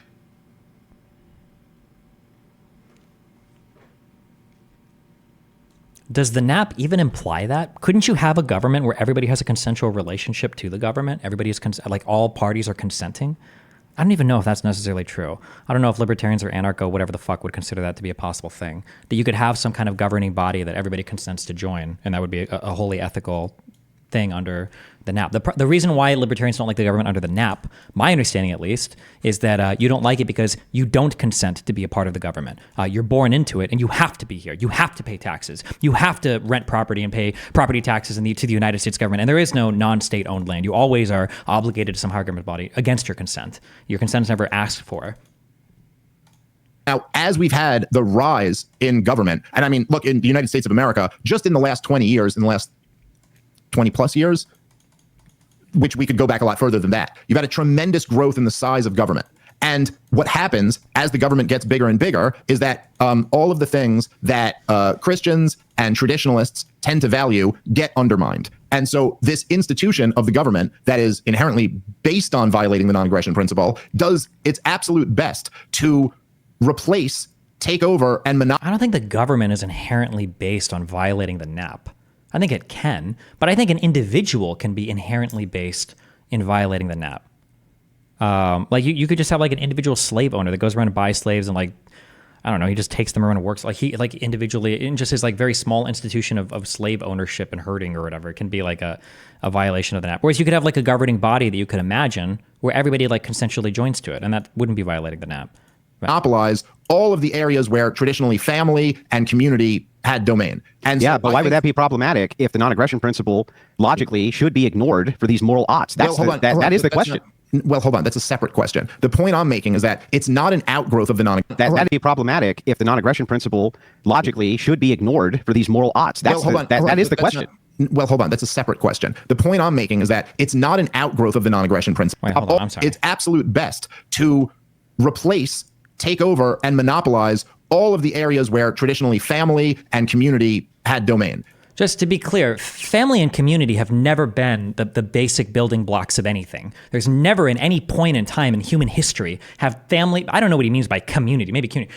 Your foundational building block for things are like tribes. That's your foundational building block. There were no families in pre-agriculture nomadic history, before the year like 2000 BC, whatever. There weren't families. There were clans and tribes of people. Like a family of 4 or 10 can't do anything. It's generally families of similar patrilineages, different, like, or I mean, you can have, I think it was typically shared fathers. But like you have like organizations of families and stuff that come together and form these tribes. You can call them community if you want, but I feel like it's a little bit vague. But there's this weird like Christian notion. It's very like ahistorical that like families are the building. Like bullshit. There are no fucking families that ever survived out the fucking wilderness. It's always been these organizations of families, like tribal things, these tribe things. Families can't exist on their own. The fundamental building block is the tribe. And yeah, so but why would that be problematic if the non-aggression principle logically should be ignored for these moral oughts? That is the question. Well, hold on. That's a separate question. The point I'm making is that it's not an outgrowth of the non-aggression principle. It's an outgrowth of a rejection of the non-aggression principle. That's actually what leads to all of this. So then if we were to have the non-aggression principle with a shrunken government, are we still going to use the government in order to aggress against consenting adults who want to have incest? Or not? As long as a government exists, it will be used to aggress against non-consenting adults. And great. So, yes, then I don't know. Yes. Listen, Andrew, you're trying to obsess over this incest argument. Okay, laws against incest. I'll grant you that. Sure, fine. Can we move on to any other topic now? Yeah, but we move on to talking about the state of the country as it actually exists. Yeah, but this is the state of the country as it actually exists. Well, it's pretty funny because we live under the most powerful centralized government in the history of the world. The biggest organization in the history of the world is the United States of America's federal government in Washington, D.C., spending over $6 trillion a year employing. Oh, now he goes on to all the talking points. Let's get away from the philosophy. Let me just get through my talking points. Once I get run through on Joe Rogan. Millions of people with the capability of overthrowing regimes all around the world. And instead, the argument we're getting here is, but if there was no government, who would stop an adult brother and sister from fucking? That's kind of goofy, man. It doesn't really have anything to do with. I just want to let you know that saying it's kind of goofy isn't an argument. You just said if we scale the government down to its umpteenth point of scale down, as long as there was still a government, you would want them to enforce action via violating the non-aggression principle for your preference. Yeah, the reason why, like you're talking about all these issues that exist right now because of government, but Andrew's trying to say, well, where does the government draw its authority from, right? And if it's the NAP, then well, the government's actions are almost inherently unethical, so you can't support the NAP. But if it's divine command theory, if we're saying that God can rule and give us commands, then the state can actually intervene and stop this degeneracy. So Andrew's applied form of divine command theory here through Christian populism has ways of combating degeneracy. Dave's form of the government can't intervene on anything, I don't know how he plans to combat degeneracy. Earlier, he alluded to the idea that it's actually not true that less government or more freedom stops degeneracy. I don't know what the fuck his argument is going to be. It's going to be fucking weird, but... So if there was... No, that's not what I said. Well, Dave, it is. It's an entailment. If the government's really, really, really big and enforce it right now, and then you say, but if it was really, really small, we would still enforce that because you want to have those laws, then regardless of the size of government, the degeneracy is still going to exist, right? And it's still going to need to be enforced against regardless of the size of the government. I'm sorry, can you rephrase the question? What is it exactly you're asking me? I'm asking you, if we reach anarcho-utopia, we scale the government down... I'm not for a utopia, but... Okay, but if we reach... Oh my God. The fighting on, like... Talk about semantics. If we reach anarcho, whatever you want, as the ultimate, right? The government is now scaled down to the point where it's essentially gone, right?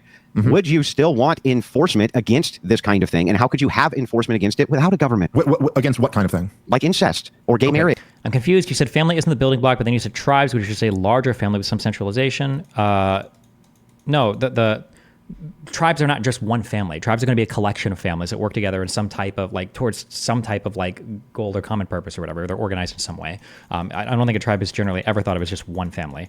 Or I'm not aware of any part of the world where there might be. Somebody can link me that case, but I'm not aware of a tribe being just a singular family ever. Or any of these degenerate actions. Okay, well, I think there's a pretty big gap between incest and gay marriage, but I will say that I think there's a gap between that. What is it? But I think they're two different things. Yeah, they're two different things, but they're the same as far as two consenting adults doing what they want, right?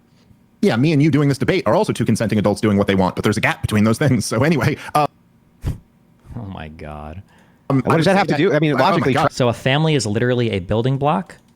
If you want to say that the family is a building block, then the family is not the fundamental building block. The fundamental building block is an individual then. It's reductionist. It's the smallest thing that can exist and survive in the world, my understanding of, is a tribe. It is essentially a tribe, a clan. That's the smallest building block that can exist on its own. Like, so the fundamental building blocks of what would become like later society. If you want to say that you get more fundamental than that, okay, well then fine, but then it's not families, it would just be individuals, I guess. But it's reduction, it's absurd. A family can't exist in the wild. A family can't exist on its own. It has to be in collection with other families.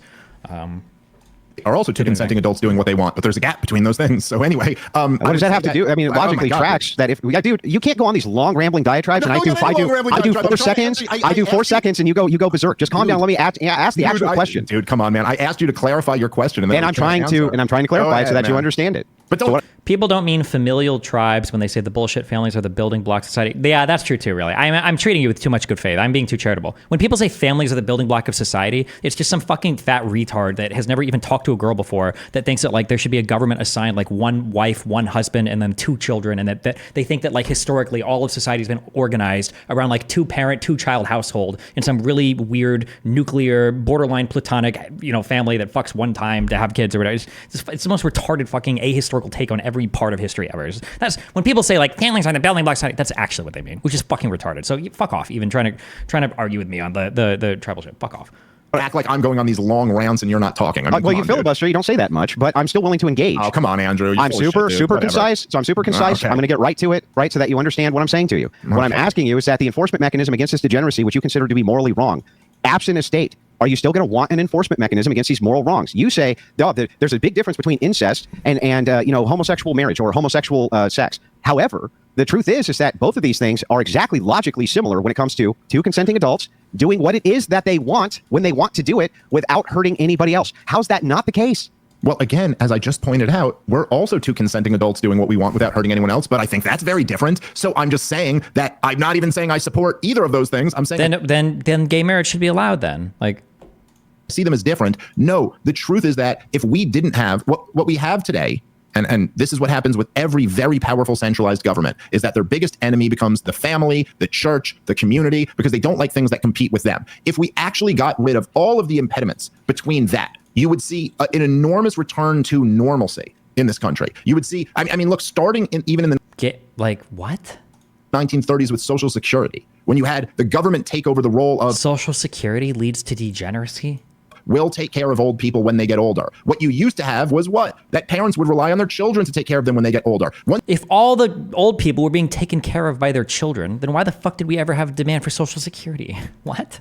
Once you remove all of the disincentives toward normalcy and family and community, if the state was to be reduced to the size that you're talking about, no, my concern would not be, do we have federal agents with guns going in to break up incest amongst adults anytime it's happening? I don't even know how you would go about enforcing that. What about people who just want to transition?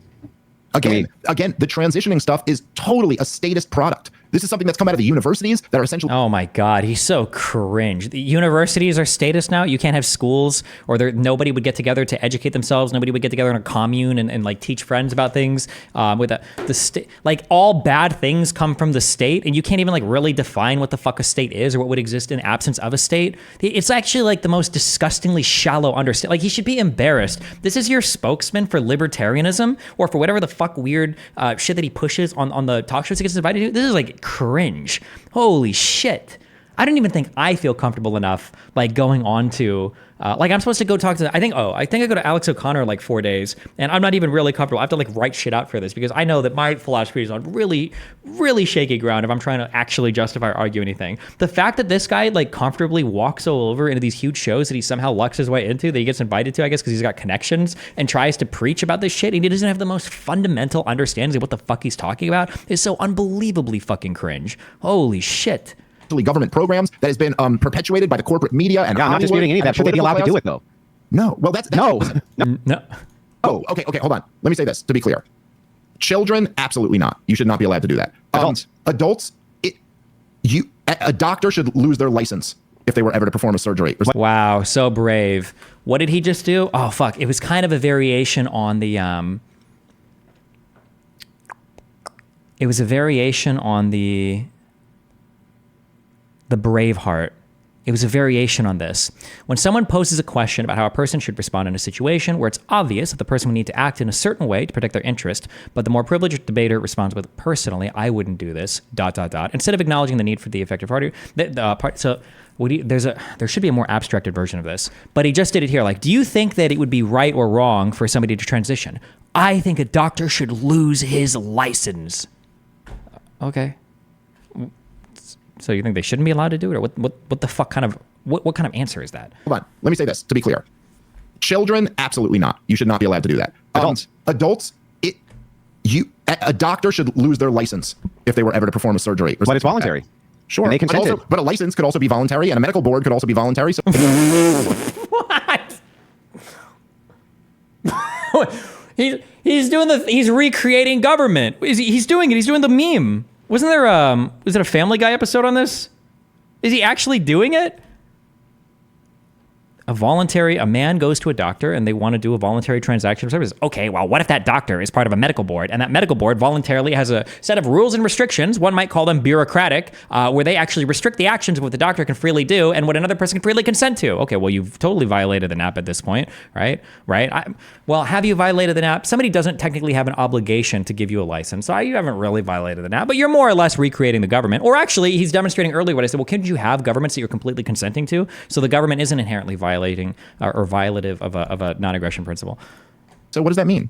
Well, so that's interesting that you bring that up, considering that the AMA was just a large corporate entity that was not government regulated. Started off as a trade organization, in fact, and what it did was it defamed all other types of medicine, and that was not the government doing that. That was a private institution which was doing that for the purpose Carnegie.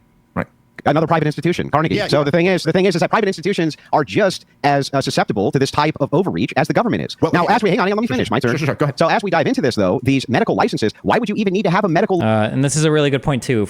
It's a good argument for cringy leftists too. They're like, oh no, we need the government, blah blah, because corporations are bad and evil and blah blah blah. It's like, bro, government can have all the same issues that corporations can have, and corporations can have all the same issues that governments can have. The idea that like a corporation is free from all the bureaucratic nightmare bullshit that a government might endure is absurd. License in an anarcho-capitalist system. You wouldn't even need to have one. And the voluntaryism then of this man who wants to go in and have this elective surgery done, why would that be a problem? There's no medical licenses, Dave. It's anarcho. That's true too. That's a good point too. Why would you talk about a licensing board in a libertarian society? I thought we were stateless. Capitalism, baby. Okay, so if you're going to say that the worst case scenario in anarcho-capitalism is that some random man could go in and someone would give him this like surgery, That's it. You're not even going to engage with it. Now we're just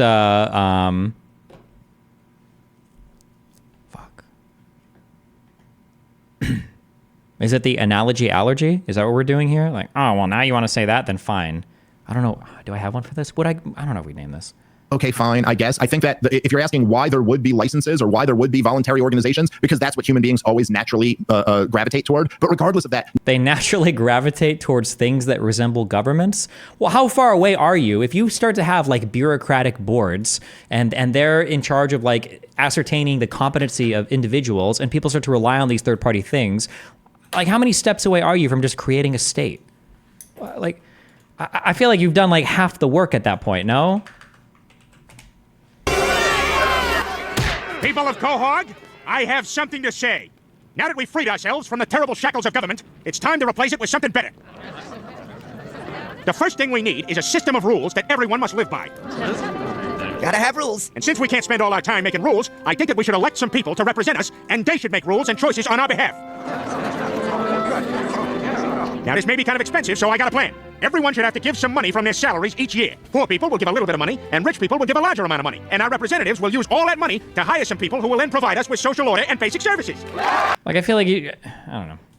none of that is really the problem. The problem in our society is that this insane shit is being pushed on everyone. And it's being pushed by giant corporations who are connected to the government. It's being pushed by the government class. And most importantly, it's being pushed in the government schools. You know, one of the things... And also being pushed by private institutions and think tanks who go to lobbyists and influence the government. Let me finish Let's this Dave point. finish. Yeah. All right. Okay, so one of the things that I would say to people listening to this, because I hope you guys will like kind of try to internalize this a little bit. Look, this whole shit, all of this insane degeneracy is being pushed by the most powerful people in this country. And it's...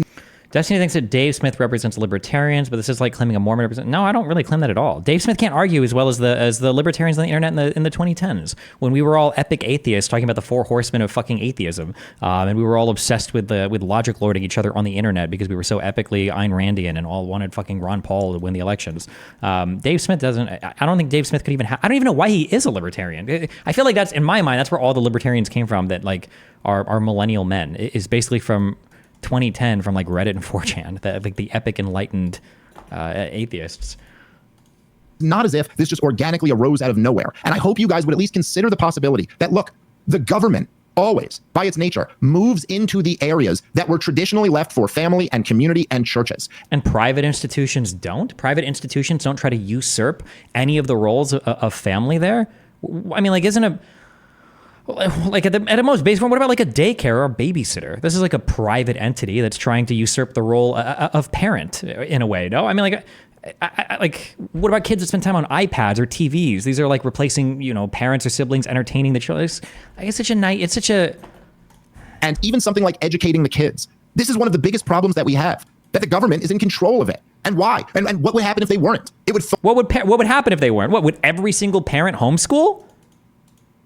fall back into the realm of families and communities and churches. And Destiny pretending he was a libertarian. What are you talking about, you fucking retard? What are you, like 15? Bro, I voted for Ron Paul before your fucking balls dropped. Get the fuck out of here, okay? Get out of here, okay? Libertarianism came from the millennials. We invented it, okay? We created Ron Paul and Ayn Rand. That was our domain. We crafted these, all right? Late at night when we were scowling message boards before epic social media existed and we were rebelling against our Christian parents, okay? Fuck you. what do you think would be better? What do you think would be better? This being run by Washington, D.C., or this being run by your local church? That's kind of the point I'm making. And if that means... That, and now, but Andrew won't make this argument because Andrew probably agrees with that at some point. But my response is, oh, okay. So do you think that it would be good if like every single community taught their own version of physics and mathematics? Like, should every single community have a different way of approaching like calculus or engineering? Should every single community have a different periodic table of elements? Or do we standardize these things? Do we force the adoption of these things? Should every single community make their own cell phone chargers, like and have different standards for batteries, or like? Means I have to sacrifice the FBI going on hunts for people having incest. I'm willing to make. Yeah, I mean, these are almost great points. Stuff that you forget, like these institutions like the AMA and this type of thing, which started out 150 years ago. That the government came in, they used to come in with antitrust laws and break these things up. And under anarcho-America corporatism, they would just be massive corporations that own everything. Antitrust laws would not exist. These people would become. Do you know anything? Let me finish, Dave. Okay, I apologize. Go ahead, Andrew. Okay, so.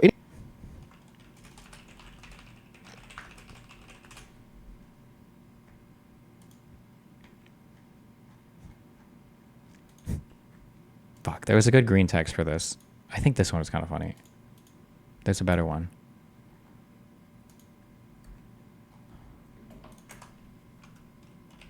Fuck, is it with Mountain Dews? Or is it Coke cans? When do you have to drink the can to make the TV work? Fuck!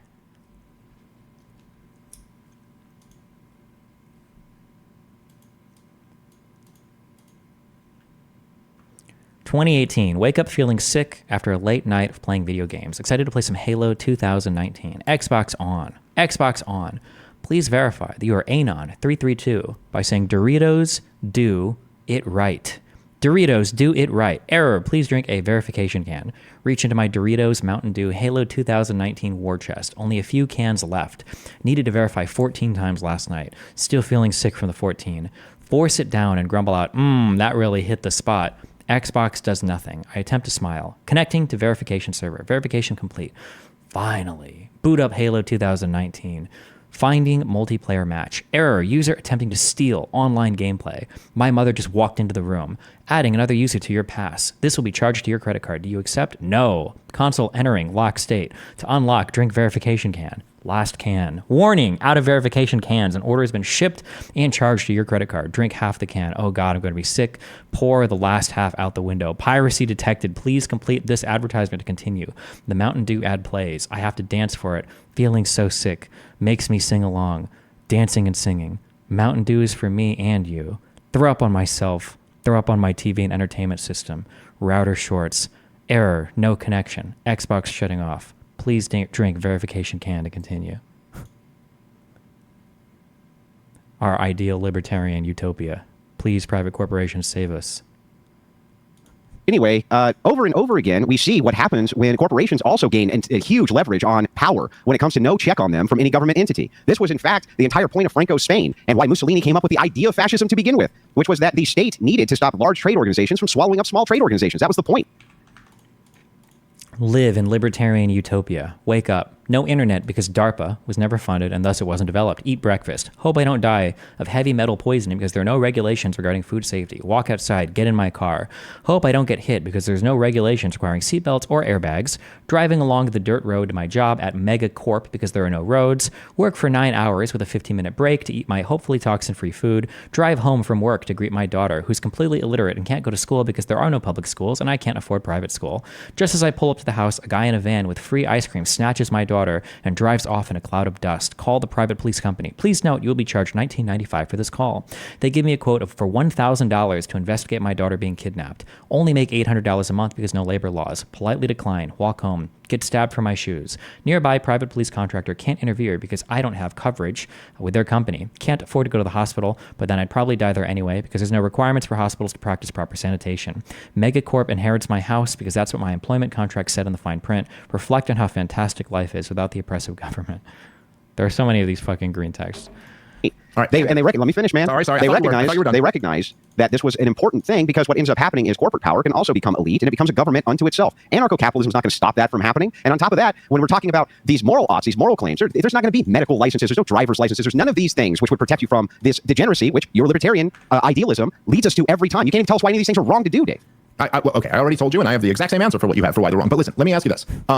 Have you, because I know you call yourself a paleocon on Twitter, are you like, are you familiar with like the paleoconservative thinkers? Like, oh no. Pat Buchanan's my favorite, yeah. Okay, by the way, for anyone listening here, read every Pat Buchanan book you can get your hands on. They're the Like you've read a single one. Why would you even pretend like you've even read a single word of political theory that's printed on a page after this hour-long conversation? Oh my God. Bro. absolute best. And Paul Gottfried, too. You really should read him. He's just so good. And Sam Francis. Why? You haven't read these? Well, give me one idea. Give me a summary of a single chapter from any of these books. Oh, my God. Cringe. And all of these guys, dude, go read them. And you will understand why this is just not right. No, it's not, because Pat Buchanan would agree with me. He would say these moral oughts. He would say these moral oughts are going to require state enforcement no matter what. Oh, and Andrew's actually read the material. Oh, no. Oh, no. Oh, no. Dave, what are you doing? But that's why he was a paleocon. Okay, but what Pat Buchanan would not agree with you on is this idea that if there wasn't the government regulating these things, there'd be no reason for anyone to have licenses or something like that. It's just not true, dude. And who would license them? Listen, all of these guys, Pat Buchanan, Paul Gottfried, all of these guys, Sam Francis, they all said that a huge part of their program was a drastic cut in the size and scope of government. Because they didn't like the military-industrial complex. No, not just that. Yes, Andrew, believe me. I know this stuff, so I'm not wrong about this. Yes, they wanted to cut in the military-industrial complex. Must admit that I didn't realize that Dave was such a terrible debater. These people, you have to understand that when you look at people like Dave Smith, okay, these guys are like they're like celebrity boxers. These are the is it Jake Paul? Is he the boxer? They're like the Jake Pauls of the debate world or whatever, right? They very carefully handpick their opponents so that they can look good beating up on people that probably don't belong on a debate stage. That's the only thing that these people do. And that's why they look so impressive. That's why they have this like air of intelligence or of being like highly capable of participating in these debates and everything and excelling and destroying their enemies. It's because they just pick people that don't really debate or don't like, they're not that good at it, you know? But not just that. They wanted to destroy the managerial state. That was their entire plan. Paul Gottfried said, and this was his... but also keep in mind, yeah, Dave isn't fucking up here because he's bad at debate. Dave's probably decent at debate. He sounds like he's like okay at like holding on to the debate. He just has no idea. He's just no information. He's an idiot. I shouldn't even say he's an idiot. He doesn't have any of the prerequisite knowledge required to debate any of these ideas with somebody that does. View, which I thought was a perfect way to say it, which I think you should really consider, that he goes, I am strategically a radical libertarian. And he was very clear that he's not a libertarian because he believes in rights in the same sense that I do. Like he was saying, I don't believe in your right to live any degenerate lifestyle that you want to, but I'm strategically a radical libertarian because he recognized that the only way that you could ever return to normalcy, culturally speaking, was to get DC out of the mix. That the centralized federal government cannot be this in control of the way children are raised, the way people are educated, the way people get healthcare and education and housing without it totally perverting the natural order. State and local governments are just as susceptible to these things, Dave, from lobbying and everything else. And you can't stop lobbying and you can't stop people who have the will of saying. State governments aren't, you literally have sanctuary cities in the United States of America. You don't think that San Francisco, the city, wouldn't be susceptible to some of these things? You don't think that cities that say that like sanctuary cities for illegal immigrants, or some cities that have legalized drugs, states to be fair, or I'm sure we can find all sorts of quote unquote degeneracies in certain cities that Dave Smith would oppose. Like, I own myself from demanding that they be able to be represented, from demanding that they be able to have lobbying, from demanding that they own themselves. They're consenting. That has nothing to do with self-ownership, but okay. But it clearly does, Dave. Listen, I would highly recommend, instead of you just trying to win this point against me, go read what Paul Gottfried and Pat Buchanan had to say about this. Why? I don't understand. Why can't you make their argument, Dave? No. I can make their argument. You can't. Anytime somebody tells you to read a text, they haven't read it themselves. I would never dream of telling somebody to read a book that I've read myself. I'm going to painstakingly describe every part of the argument, and I might even fucking pass it off on my own as my own argument because of you. I know you haven't fucking read the material. Why the fuck would you tell somebody to just go read a book? If you want to reference a book, reference the book and reference the ideas in it to show that you have mastery of the material, and you're citing the person to cite to their expertise. But like, yeah, reference the material. Don't tell somebody to go read a book. You're only saying because you haven't read it yourself, and I know he hasn't read it 100%. And make it. I'm saying, Andrew, you're already in the mode of not trying to hear a point I have to say. I've heard everything you said. Fire back immediately to get the win. Yeah, I don't agree with you, so I'm arguing with you. That's how that works. Yes. Right. Okay, I'm saying that these guys who you call yourself a paleoconservative, the people who were the leading thinkers of paleoconservatism, made these points really well. I'm just trying to say maybe go get it from a source where you'll actually... Dave, your only point is DC bad. That's your only point. be able to listen to it from. I'm listening to it from you right now. I'm arguing with your points because I don't agree with your points. And when we get to these... See, like, the thing is that if David actually read these books and he felt like they contradicted what Andrew was saying, he would crush him. Oh, Andrew, you're claiming X, Y, Z. Well, these thinkers, what about this guy when he said this? Or what about this guy when he said this? Or what about this guy when he said this? He'd be able to counter it. But he hasn't. He hasn't even read the material. He has no idea what the fuck he's talking about. Claims of what we ought to do. It seems like you're talking out of both sides of your mouth. You're like, oh, I think doctors should have their medical licenses revoked for doing this bad thing. But if we're really looking at what self-ownership would be in anarcho-capitalist land, it wouldn't be these licenses to begin with. I don't really understand why it is. Plenty of licenses. From who? Who would they be issued by? Organizations, the same as they are now. What do you mean? So the organization which issued the license would have some sort of authority and would be able to use force, right? No, not necessarily, but they would be able to use their own version of, like, someone could be banned from their organization. Are you actually making the kind of like Bastiat thing where you can't separate government from society and that there can't be anything other than like I mean, look, obviously all of the government involvement aside, but we all know that we were told a couple things not to say before we got on this show, right? Because of the YouTube government. There's lots of different. Yeah, why would you have a problem with YouTube? That's a private organization doing what it wants, Dave. Oh, yeah, true. Yeah, right. What are you asking me now? Why? That's not a government mandated thing. Talking about Jews, that's not a government mandated. That's YouTube as a private organization. Google is making that decision. Problem with YouTube. That's a private organization doing what it wants. You guys, by the way, can you guys see? This is what's frustrating to me. If you could see, oh, and now he has to pay. Now he's got to completely because he's like, bah, I just fucked myself. I just looped my own cock around in my own asshole. I'm now fucking myself in front of Andrew while they all laugh at me. I just made a point. It was an excellent point. And it wasn't an excellent point. It was self-defeating. He just pivot to something else and move the goalpost. He didn't pivot. He literally demonstrated how your own point was self-defeating.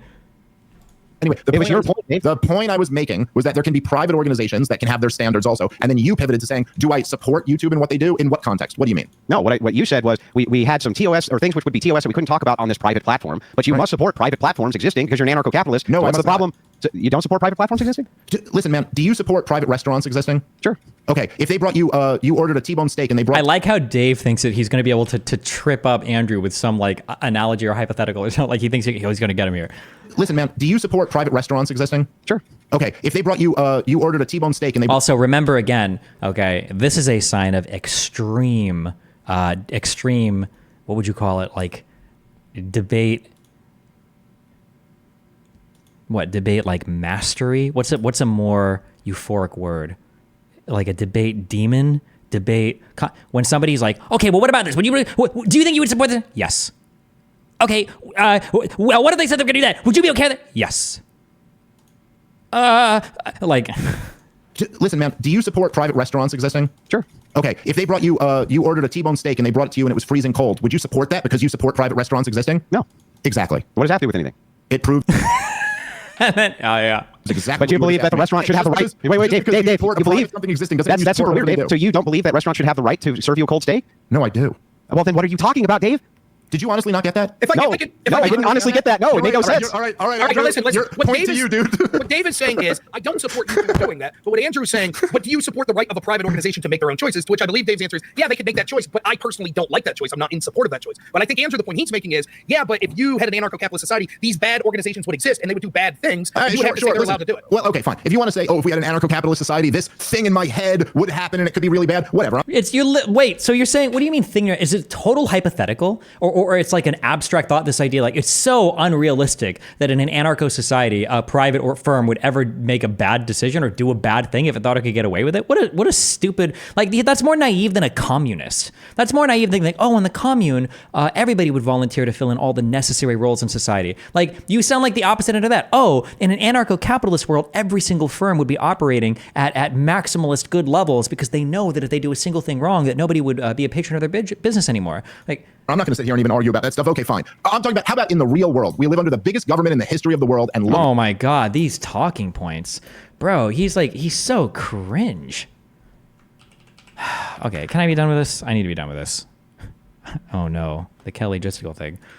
What it's led to. Let's talk about the world we actually live in. Okay, let's talk about the world that we actually live in. It's my belief that the leftist paradigm, which is a libertarian paradigm of the non-aggression principle, is how leftists are able to control inside this ginormous government apparatus, which they're continuously expanding. I think that they utilize victim classes like LGBTQ and others and say if they're not hurting anybody, then what's the problem? Libertarians have no way to counteract this because they can't justify why it would be a problem either. So what they... Like, this is just such a clear layout of the entire thing from start to finish. Like, how does Dave, like, what is Dave going to do? Like, what talking point does he have for this? Like, he lays out the problem that they both agree with. He lays out the reason why leftists can't deal with it, which they both agree with. But then he ties it into this idea of non-aggression that a libertarian necessarily must agree with. And I think he adequately demonstrates that a libertarian is powerless to stop this as well. What can Dave possibly say to this other than like, oh, well, I guess I just reject all the governments or something? They end up doing is saying, well, we can't really say shit, can we? We can't really tell you that gays can't be married. We can't really tell you not to expand victim classes. We can't really tell you any of these things because ultimately you believe in the same principle that they do, which is do whatever the fuck you want as long as you're not hurting anybody, man. The good is the good, man. We'll smoke the dope, man. All of this is that's just completely ridiculous. I think that libertarianism, if you follow it to its logical conclusion, would tell you that the Civil Rights Act was not justified, would tell you that government funding all of these universities is not justified, would tell you that all of this stuff, like, I mean, it would tear down the entire thing. Wait, it would? Yeah, that's it. He's just going to say there's just no government, so it would be better because no government. Tell you slavery was or abolishing slavery wasn't justified? What? Would it? You must know that you're walking into the most obvious fucking trap ever, right? Or what? Like, how? Tell you that abolishing slavery wasn't what does that have to do justified with what I just said? Because that was an act of government, right? Wait, hold on. But what does that have to do with what I just Because said? when you're talking about civil rights, we're still going back to self-ownership. The Civil Rights Act has nothing to do with slavery, dude. No, but it has to do with He's not talking about He's not talking about the Civil Rights Act. He's talking about slavery. ownership. And pre-Civil Rights Act, there were slaves, right? No. Yeah, there wasn't? When did do you think the Civil Rights Act happened? The Civil Rights Act... He's not talking about the Civil Rights Act of 64. He's talking about the abolition of slavery. Act happened during the Jim Crow era. But what I'm talking about with slavery specifically is, did they have... 100 years before the Civil Rights Act? Yes. Did they have a right to self-ownership? Anyway, yes, slaves had a right to not be slaves. But anyway, the point that I'm making is that... Well, then we have logical extensions here then, Dave, that we have to contend with. Okay, we can't finish this. All right, Andrew, whatever, dude. All right, listen.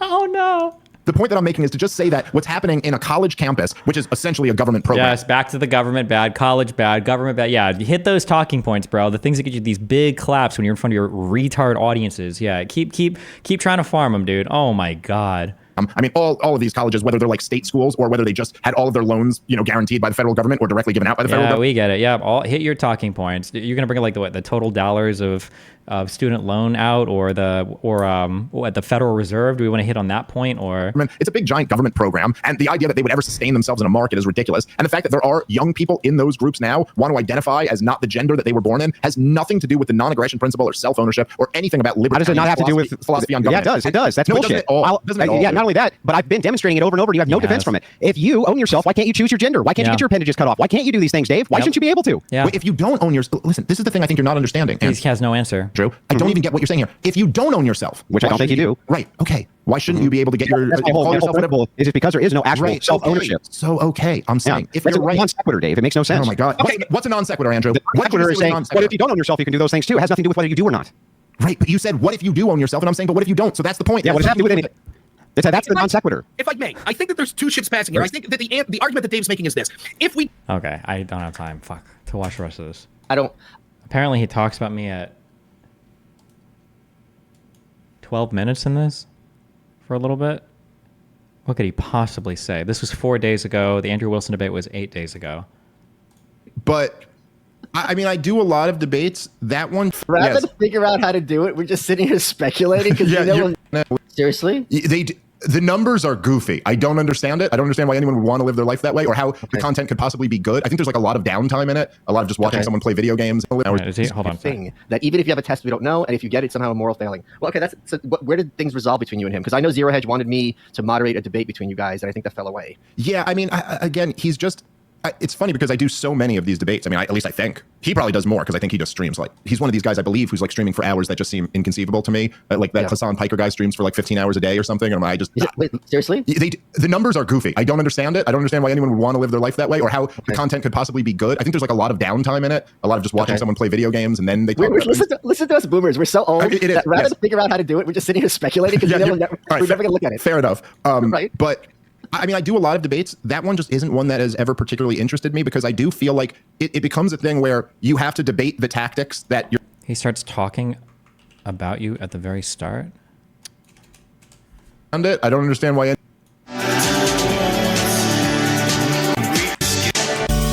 We got a lot to talk about, so let's get to it. Dave, I've got 3 things I want to talk to you about. 2 big, 1 small. A, B, or C. This C being small one. Wait, I pick? Yeah. Let's bang out C real quick. Let's take care of the small stuff. This is a very Jordan Peterson attitude of me. You know, you deal with the small stuff, you clean your room, and then you take on the world after that. I know you and I have discussed this, but I often have imaginary IAs and ICs, imaginary arguments, imaginary conversations. And one of my I guess it's an IC because it's not really an argument, but I am going to tell Jordan Peterson one time, I have never and will never make my bed. So fuck you, Jordan Peterson. I think it's such a waste of time. Yeah, you're like, Jordan Peterson, what's the wife for? What was even the point of getting married? Make your bed? Do you bear your own children also? I don't know, man. You fell off. It's the Daily Wire. I blame them. Close it all to the second person. What was going on with you in Destiny? Because it got really heated really fast. Well, you know, so I actually didn't even remember this, and I didn't see it until I guess we got in like our internet argument, but I will take some responsibility for that, because I forgot about this, genuinely. But I do like live part of the problem episodes at comedy clubs sometimes. So like when I'm doing a weekend of shows, sometimes they'll add like a live part of the problem. And it's a very different vibe than my typical podcast. We're at a comedy club in front of a live crowd, having drinks, you know, and then I take questions from the audience. And so this was at Zany's in Chicago. And I was like a couple whiskeys in, and someone just asked me about Destiny. I was just trashing them. Oh. I trashed them in a way that I typically am not known for doing, you know what I mean?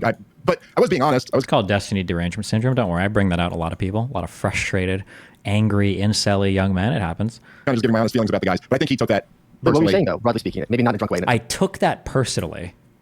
I mean, I didn't take it personally in a way that it hurt my feelings, but they were personal attacks. I think that's kind of weird to be like, oh yeah, so like I called him a cuck and talked about his wife, and he took that personally. I mean, like, it's not like you were criticizing an argument I've made, but okay. They asked me, I forget exactly what the question was, but I think they asked the question about the debate that he was a part of with Benny Morris and those guys. And I was just like, oh, it was ridiculous that he was there. Like, it was ridiculous. Like, these are like world-renowned experts who have spent 30 years, you know, like. Wait, am I crazy? Didn't he make comments about being a cuck or whatever? Am I making that up? Or maybe he'll say that at the end. This topic, and he's just the guy who just got interested in this, who's like a streamer. Like, this is insane. And by the way, maybe I didn't make it clear, but I wasn't like putting myself above that level. I had an organization reached out to me about debating Benny Morris, and he did. Okay, he just ignores that part. Okay, I was like, no, that's ridiculous. That's just like absurd. Like, I've read a lot of books about the Israel-Palestine conflict, but he's written a lot of books. Like, I've read his books. Like, if wait, why would he admit to this? Why would you not want to have an argument with somebody or a conversation with somebody who's so much more educated than you, especially if you're a communicator on these topics? Wouldn't you want to become more informed? What an interesting perspective here. Like, you're literally debating to win. Like you've just given away the whole game. Why would I argue with somebody who's so much more knowledgeable than me? I could be incorrect. Like, he chooses easy. He's doing the thing that I just said he does. It's like the Jake Pauling, like the picking your opponents. It's even funnier because this is what we're gonna get to after this. It's that like Benny Morris joking. Now Chris Cuomo, oh yeah, let's do this. Yeah, well, yeah, but that's true because right. Chris Cuomo is just somebody who talks about this stuff for a living, and I'm someone who talks. Someone said to me just the other night. I saw them at Allegiance Gang Show, and they said this in jest, but they were like, "Oh, dude, you got Chris Cuomo. Next, you got to debate Fauci." And I was like, "Well, I couldn't debate Fauci because he'll start talking about scientific stuff that's like so far beyond my knowledge that no, you have to have like a good epidemiologist debate Fauci. You know what I mean? It can't be. But it's Chris Cuomo or Laura Loomer or something like that. Then yeah, sure, I'll debate them. Yeah. But and by the way, that's not even to say maybe I could win a debate against Benny Morris or against Fauci. Like, there's points that I have that I'm pretty strong on that I don't think they have good counters to, but it's still just ridiculous for me to be there. So I started kind of talking about that. And then I do that. Like what? Wait, name one or two. I want to hear it. Why not just say a couple? And this is at a comedy club. So I did make a couple shots about like the whole thing with like him being a cuck or his wife leaving him. There we go. Oh, okay. There you go. Okay, he got there eventually. For the dude she was fucking with. So listen, he's right in a sense. I was out of line to be doing that. I was being funny in front of my crowd. Sometimes in those shows I don't exactly think about the fact that this is getting put out onto the internet. Yeah. So I can understand from his perspective where that rubbed him the wrong way. So fair shot at him. So he then took some shots at me on Twitter. I mean, literally a moment after I said this at the comedy club, forgot that I had said this. Right. And so I kind of like responded like, fuck you talking shit about me. And then people started claiming like they posted like the clips, I guess he did a response video. And so I will admit, I was like, all right, I guess I started to like shit talking. But what I was being genuine with is that Destiny is a guy, from what I've seen of him, which is not a ton. So, but the judgment that I've made of him is that I do think he's somebody who seems more interested in winning an argument than genuinely being correct in his ideas. Or you literally, how can he say this without an ounce of self-awareness? You literally just said that you wouldn't have an argument with somebody that was more informed with you on a topic. And now you're saying that the only thing that I care about is winning? Like, then if that was the case, then why would I sit next to Benny Morris? Why would I sit across from Moin Rabbani or Norm Finkelstein? If I'm just looking for easy wins, if I'm just a debate mercenary trying to like carve out easy wins, getting easy notches in my belt for debate victory, like. Or in good faith kind of engaging with someone else's ideas. And I just find that to be very unpleasant. I had one experience with him. I've seen a few clips of him doing this before. And then I had one experience with him where we were on Piers Morgan together and we were on a panel. And this is one of the things I was talking about at Zany's. So what happened, I said something about how there were a ton of like the worst misinformation during the COVID hysteria was coming out of the halls of power and out of the corporate media. And they accused. Why are you, it's a Piers Morgan episode, bro. You say a few things to the camera and you move on to the next person. Like Benny Johnson, I think. Is that the name of the guy in between us? Like, yeah, these are not like serious debates. I don't know if we even had more than one or two back and forth. This is going to be the standard by which you evaluate somebody's ability to have a conversation. Use everyone else's misinformation. And I said one of the things I rattled off was, like if you get the vaccine, you won't get COVID and you won't transmit COVID. And he immediately snaps back and goes, oh, come on, you're calling Biden out for one gaffe, but then you'll make apologies for every Trump gaffe that there is. Gaffe. And yeah, so immediately, gaffe is. well, it was like, number one, it wasn't a gaffe. It wasn't just Biden. It was the head of the CDC. It was Rachel Maddow. It was Chris Cuomo. It was everybody. It was politicians of both parties. So number one, it wasn't a gaffe. Number two, apologize for every Trump gaffe. Like, what? It's like, I'm not a Trump supporter. It wasn't a gaffe. And it's just, there's things like this where I think Destiny gets into this debate mode thing, where instead of It was a debate. It was a Piers Morgan debate. Yeah, I'm in ultra debate mode there, of course. We're exercising maximum rhetoric. No shit. We're literally here with like 30 seconds to give our talking point before he asks a question to the next person. That's what we're there for. What are you talking about? Like the good faith response to that, even if you're on the other side of the argument, is to go like, look, they did oversell the vaccine, but here's the reality of the situation. They were trying to get people vaccinated. It was the right, whatever your thing is. But in that moment, I feel like he's just like, hey, I just lost a point. How do I win a point back? I think this is one of the reasons why I've done a couple of these on your show. And every time, like I did with you, we did one with Curtis Yarvin, one with Will Chamberlain, and one with Constantine. Constantine Ukraine. About Ukraine. Yes. And every single time you always open it by going, this isn't a debate, it's a conversation. And I think the reason you do that is because you're trying to break both of us out of that. Those are trigonometry and stuff. That's different. That's like a 2 hour, that's like a 1 to 3 hour long form one-on-one debate over a particular topic. The Piers Morgan format is not that. Mode. Like as this mode, like, let's not treat this like a tennis match where we're just each trying to score a point. Let's actually kind of engage with people's ideas. And even when I'm in structured debates, I always try to approach them like that. I try to listen to what the person's saying, and I'll rant if they make a good point. I feel like he doesn't do that, and I find that to be very unpleasant to deal with. I haven't had that much experience with him, so I can't speak on that. The one point Like, it's so great. Like, you can see I've had so many conversations. He's probably seen at least parts of my conversation with Jordan Peterson, with Ben Shapiro, with Candace. I was like, it's not me screaming at them the entire time. Like, I feel like I'm pretty responsive, but holy shit. What makes me specific about the vaccine thing is it was so dishonest what they said with that vaccine that they literally had to change the definition of vaccine. Yeah. So before this went down, I am vaccinated against measles. You are not. If you have measles, I can't get measles. I'm vaccinated. So I don't care what your status is. Even if you have it, I'm not getting it. Or smallpox or any of these other mumps, these other diseases. They call it a COVID vaccine because a vaccine means, until 5 minutes ago, if one person has it, they can't get it or spread it. Vaccines are not definitionally 100% effective. I don't even think the smallpox vaccine was definitionally 100% effective, but it tends to be highly effective and it'll die in a population very quickly. But no, a vaccine by definition doesn't, like, we have influenza vaccines that are nowhere near 100% effective, like 40 to 70%, I think, depending on the year. And then all of a sudden, that's not what happens. Like, oh, by vaccine, we mean like it's just good for your immune system. Like, a vaccine is a form of inoculation. Yeah, with either a deactivated virus or some viral matter or some mRNA, whatever bullshit.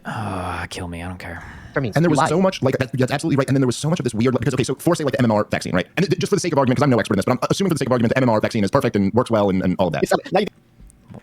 Vaccine, right? And just for the sake of argument, because and there was so much, like, that's absolutely right. And then there was so much of this weird, because, okay, so for, say, like the MMR vaccine, right? And is it the MMR vaccine? I don't even know what. Just for the sake of argument, because I'm no expert in this, but I'm assuming for the sake of argument, the MMR vaccine is perfect and works well and all of that.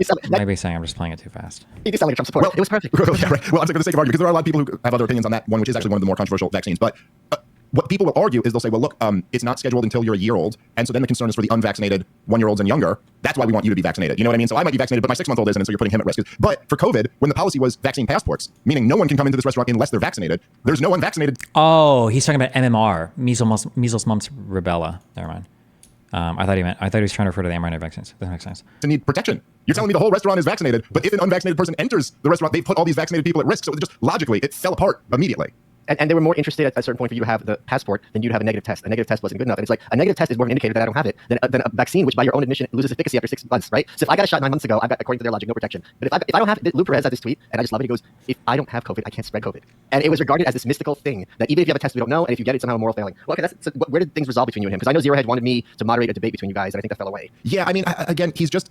It's funny because I do so many of these debates. I mean, at least I think. He probably does more because I think he just streams. Like, he's one of these guys, I believe, who's like streaming for hours that just seem inconceivable to me. Like that Hassan Piker guy streams for like 15 hours a day or something. And I just... Wait, seriously? The numbers are goofy. I don't understand it. I don't understand why anyone would want to live their life that way or how the content could possibly be good. I think there's like a lot of downtime in it. A lot of just watching someone play video games and then they... Listen to us boomers. We're so old. Rather than figure out how to do it, we're just sitting here speculating because we're never going to look at it. Fair enough. But... I mean, I do a lot of debates. That one just isn't one that has ever particularly interested me because I do feel like it becomes a thing where you have to debate the tactics that your debate opponent is using, and it's just very exhausting at this point in my... Like, it's so funny because we can just watch him like squirm around like a little worm when he's debating against Andrew, and he's the one that's engaged in all these stupid tactics, like avoiding whatever he can to laugh away a hypothetical or being unwilling or unable to answer a question or is can't ever summarize the position of his opponent. His position can never be summarized. Like, you can't follow basic argumentation or structures. Like, has to say, oh, that's semantics, blah, blah, blah. Like, you're the one that engages in all of these stupid tactics. Like, there's plenty of debates with me with highly contentious people where we don't do this. Like, it's career. It's such a massive fucking cope. Holy shit. It's like debate flaccidity is what I'm getting here. He's a flaccid debater. It becomes a thing where you have to debate the tactics that your debate opponent is using, and it's just very exhausting. At this point in my career, I'd kind of rather just go do the big debates that I find interesting for whatever reason. He wants to have an audience that glazes him hard. He doesn't want any pushback, and he wants to make sure that he's in an arena where he's always going to be safe from any real challenge. That's what he's looking for, which is fine, but just like, admit that. Be honest. Just own that. You're a pussy. That's fine.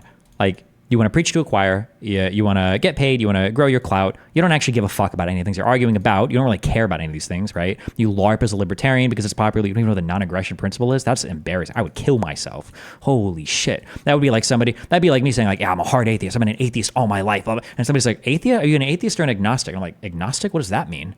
Agnostic? What? I've never heard that term in my life. Like, Yeah, that's very valid. Folks, traditional bed sheets can harbor more bacteria than a toilet seat, which can lead to acne, to allergies, to 3-piece towel set, and save them 40% off. Again, that's trymiracle.com/malice to treat yourself. Thank you, Miracle Made, for sponsoring this episode. Let's get back to the show. Let's talk. I know you're going to think that I'm going to be dunking on you about the Libertarian Convention, and I'm not at all. Okay. Was that it? Okay. Cringe.